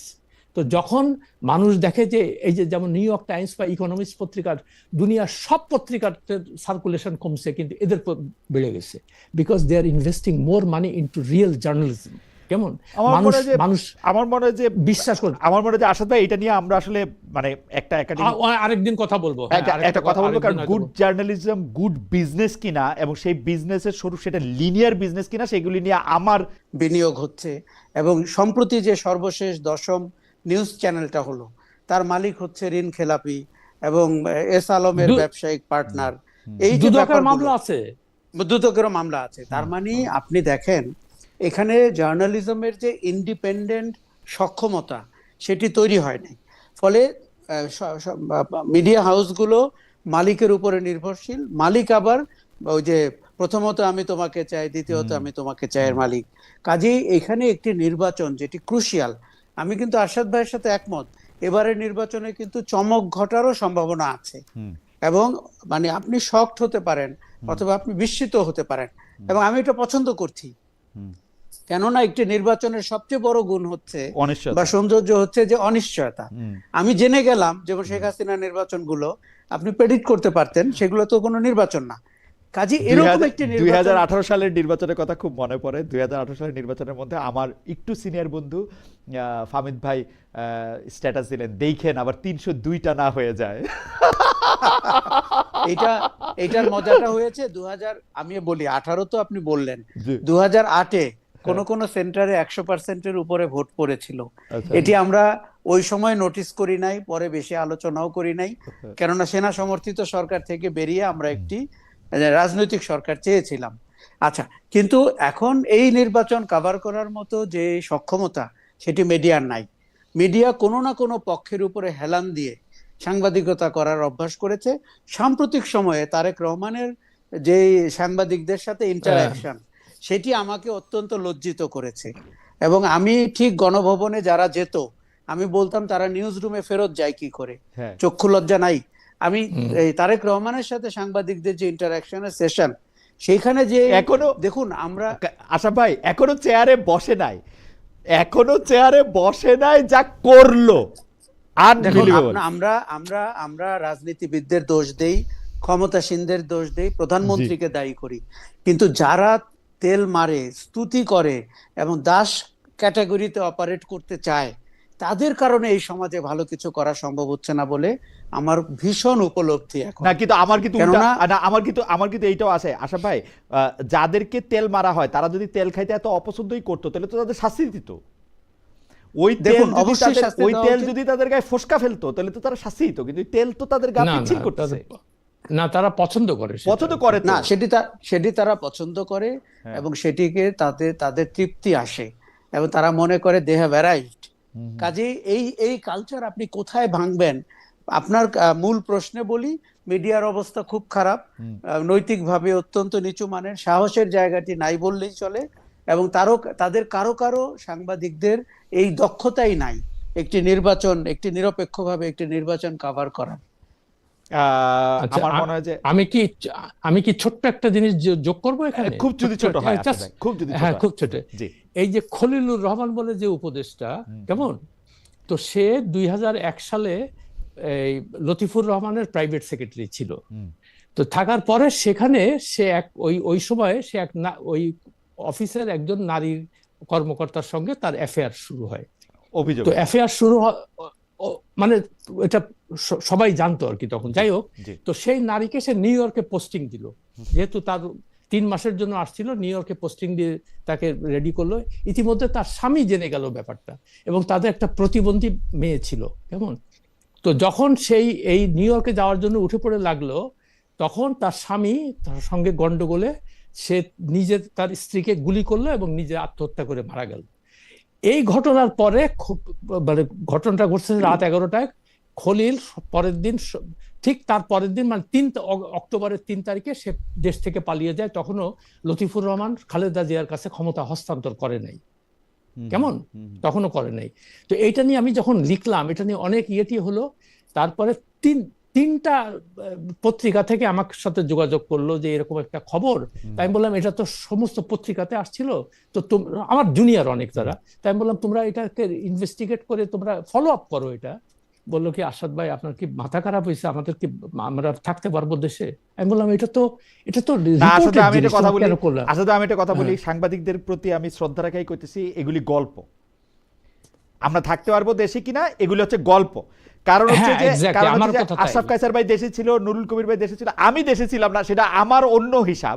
মানে আমি 2018 সালে, কারণ আমি দেখছিলাম যে ব্রডকাস্ট জার্নালিজম করা সম্ভব না। সালমান এফ রহমান যখন গাড়িতে পতাকা নিলেন, মন্ত্রী পদমর্যাদায় গেলেন, এবং বাকি অন্য যারা টেলিভিশনে ছিলেন বাকি সবারই একই অবস্থা, সেইটা আমি করতে পারি নাই। কিন্তু সেই ক্ষেত্রে সরকার চাপ দেয় না, এমন কিছু সরকার করে না। নুরুল কবির ভাই বাংলাদেশে ছিলেন, কিছু হয় নাই নুরুল কবির ভাই, আমি পুরোপুরি একমত। এটি হচ্ছে দায়সারা কথা, এবং এটি এক ধরনের নাটকীয় বক্তব্য, এবং আমাকে দেশ ছাড়া করা হবে খলিলুর রহমানকে নিয়ে লিখলে এইসব আমি বিশ্বাস করি না। নিজেরাই লেখে না, কারণ শেখ হাসিনার আমলে শেখ হাসিনার রূপপুর পারমাণবিক কেন্দ্রে বালিশ কাণ্ড, সোনার গয়নার এগুলি লেখা হয়েছে। ওই সাংবাদিকের কিছু হয় নাই। ওই সাংবাদিকরা আমরা সবাই ওই সাংবাদিকরা আমরা সবাই শ্রদ্ধাও করি। দেখুন, আরশাদ ভাইয়ের ওই লেখা আমি দেখেছি। আরশাদ ভাই যে পেপার ক্লিপিং দিয়েছিলেন যে খলিলুর রহমান ওই সময়ে কোন কোন পত্রিকায় নিউজটা এসেছিল, একজন সাংবাদিকের ওই দক্ষতাই নাই 20 বছর আগের একটি ঘটনা খুঁজে বের করে ফলো আপ করার। আরেকটা সমস্যা আছে আশরাফ কায়সার ভাই, আপনার বন্ধু বান্ধবদের সরকারে আরেকটা বড় সমস্যা আছে, এরা তো কেউ আপনার কথা বলবেন না। মানে সাংবাদিকতার একটা জিনিস তো হচ্ছে আপনি অভিযুক্তের বক্তব্য তো আপনার নিতে হবে। হয়তো অনেক সাংবাদিক চেষ্টা করছেন, কেন আমি এই কথা বলি, আমার ছাত্রদের মধ্যে 2 জনেই চেষ্টা করছেন, কিন্তু খলিলুর রহমান তো উনাকে বক্তব্য দিবেন না। খলিলুর রহমান দরকার নাই তো, সে ফলো আপ করবে খালি জিনিসটা। না, তবে অভিযোগ করলে তো আপনার তার বক্তব্য তো লাগবে। আসলে পত্রিকার অভিযোগ যদি না তাহলে ওইটা লিখবে যে তার সঙ্গে যোগাযোগ করার, এটা বলবে নট অলওয়েজ। কারণ আমাদের এই যোগাযোগ করলে উনি সারা দেন না, এটা আমরা এমন এক জায়গায় নিয়ে গেছি যেটার বিশ্বাসযোগ্যতা নাই। আসলে ভালো কাগজগুলি এগুলি মানে তারপরে দেখেন সাংবাদিকতা কোথায় গেছে। দেখেন এই যে বোট ক্লাবের কথা শুনছেন না, বোট ক্লাব একটা মানে কলঙ্কিত একটা ইয়ে। তো একটা আমি আশা করেছিলাম যে অ্যাটলিস্ট বেনজির চলে যাওয়ার পরে এইটা নিয়ে একটা রিপোর্ট হবে, এগুলা নিয়ে। হ্যাঁ, একটা পত্রিকা এটা নিয়ে কোনো রিপোর্ট করলো না যে এটার ফলো আপটা করো, যে ভাই একটা জোর জবরদস্তি একজনের জমি দখল করে তোমরা এটা করে, এটা তো বেআইনি কাজ। ফলো আপ আসাদ ভাই, আপনি আজকে পত্রিকাটা খোলেন, মানে আপনারা দুজন আসেন বলে আমি দর্শকদের কাছে একটু ক্ষমা চাই, একটু বেশি সময় নিতেছি। আপনি আজকে পত্রিকা খোলেন, দোকানের মধ্যে আগুন লাগাই দিছে ওই ছেলেরে ধইরা, ওইটার ফলো আপ কই?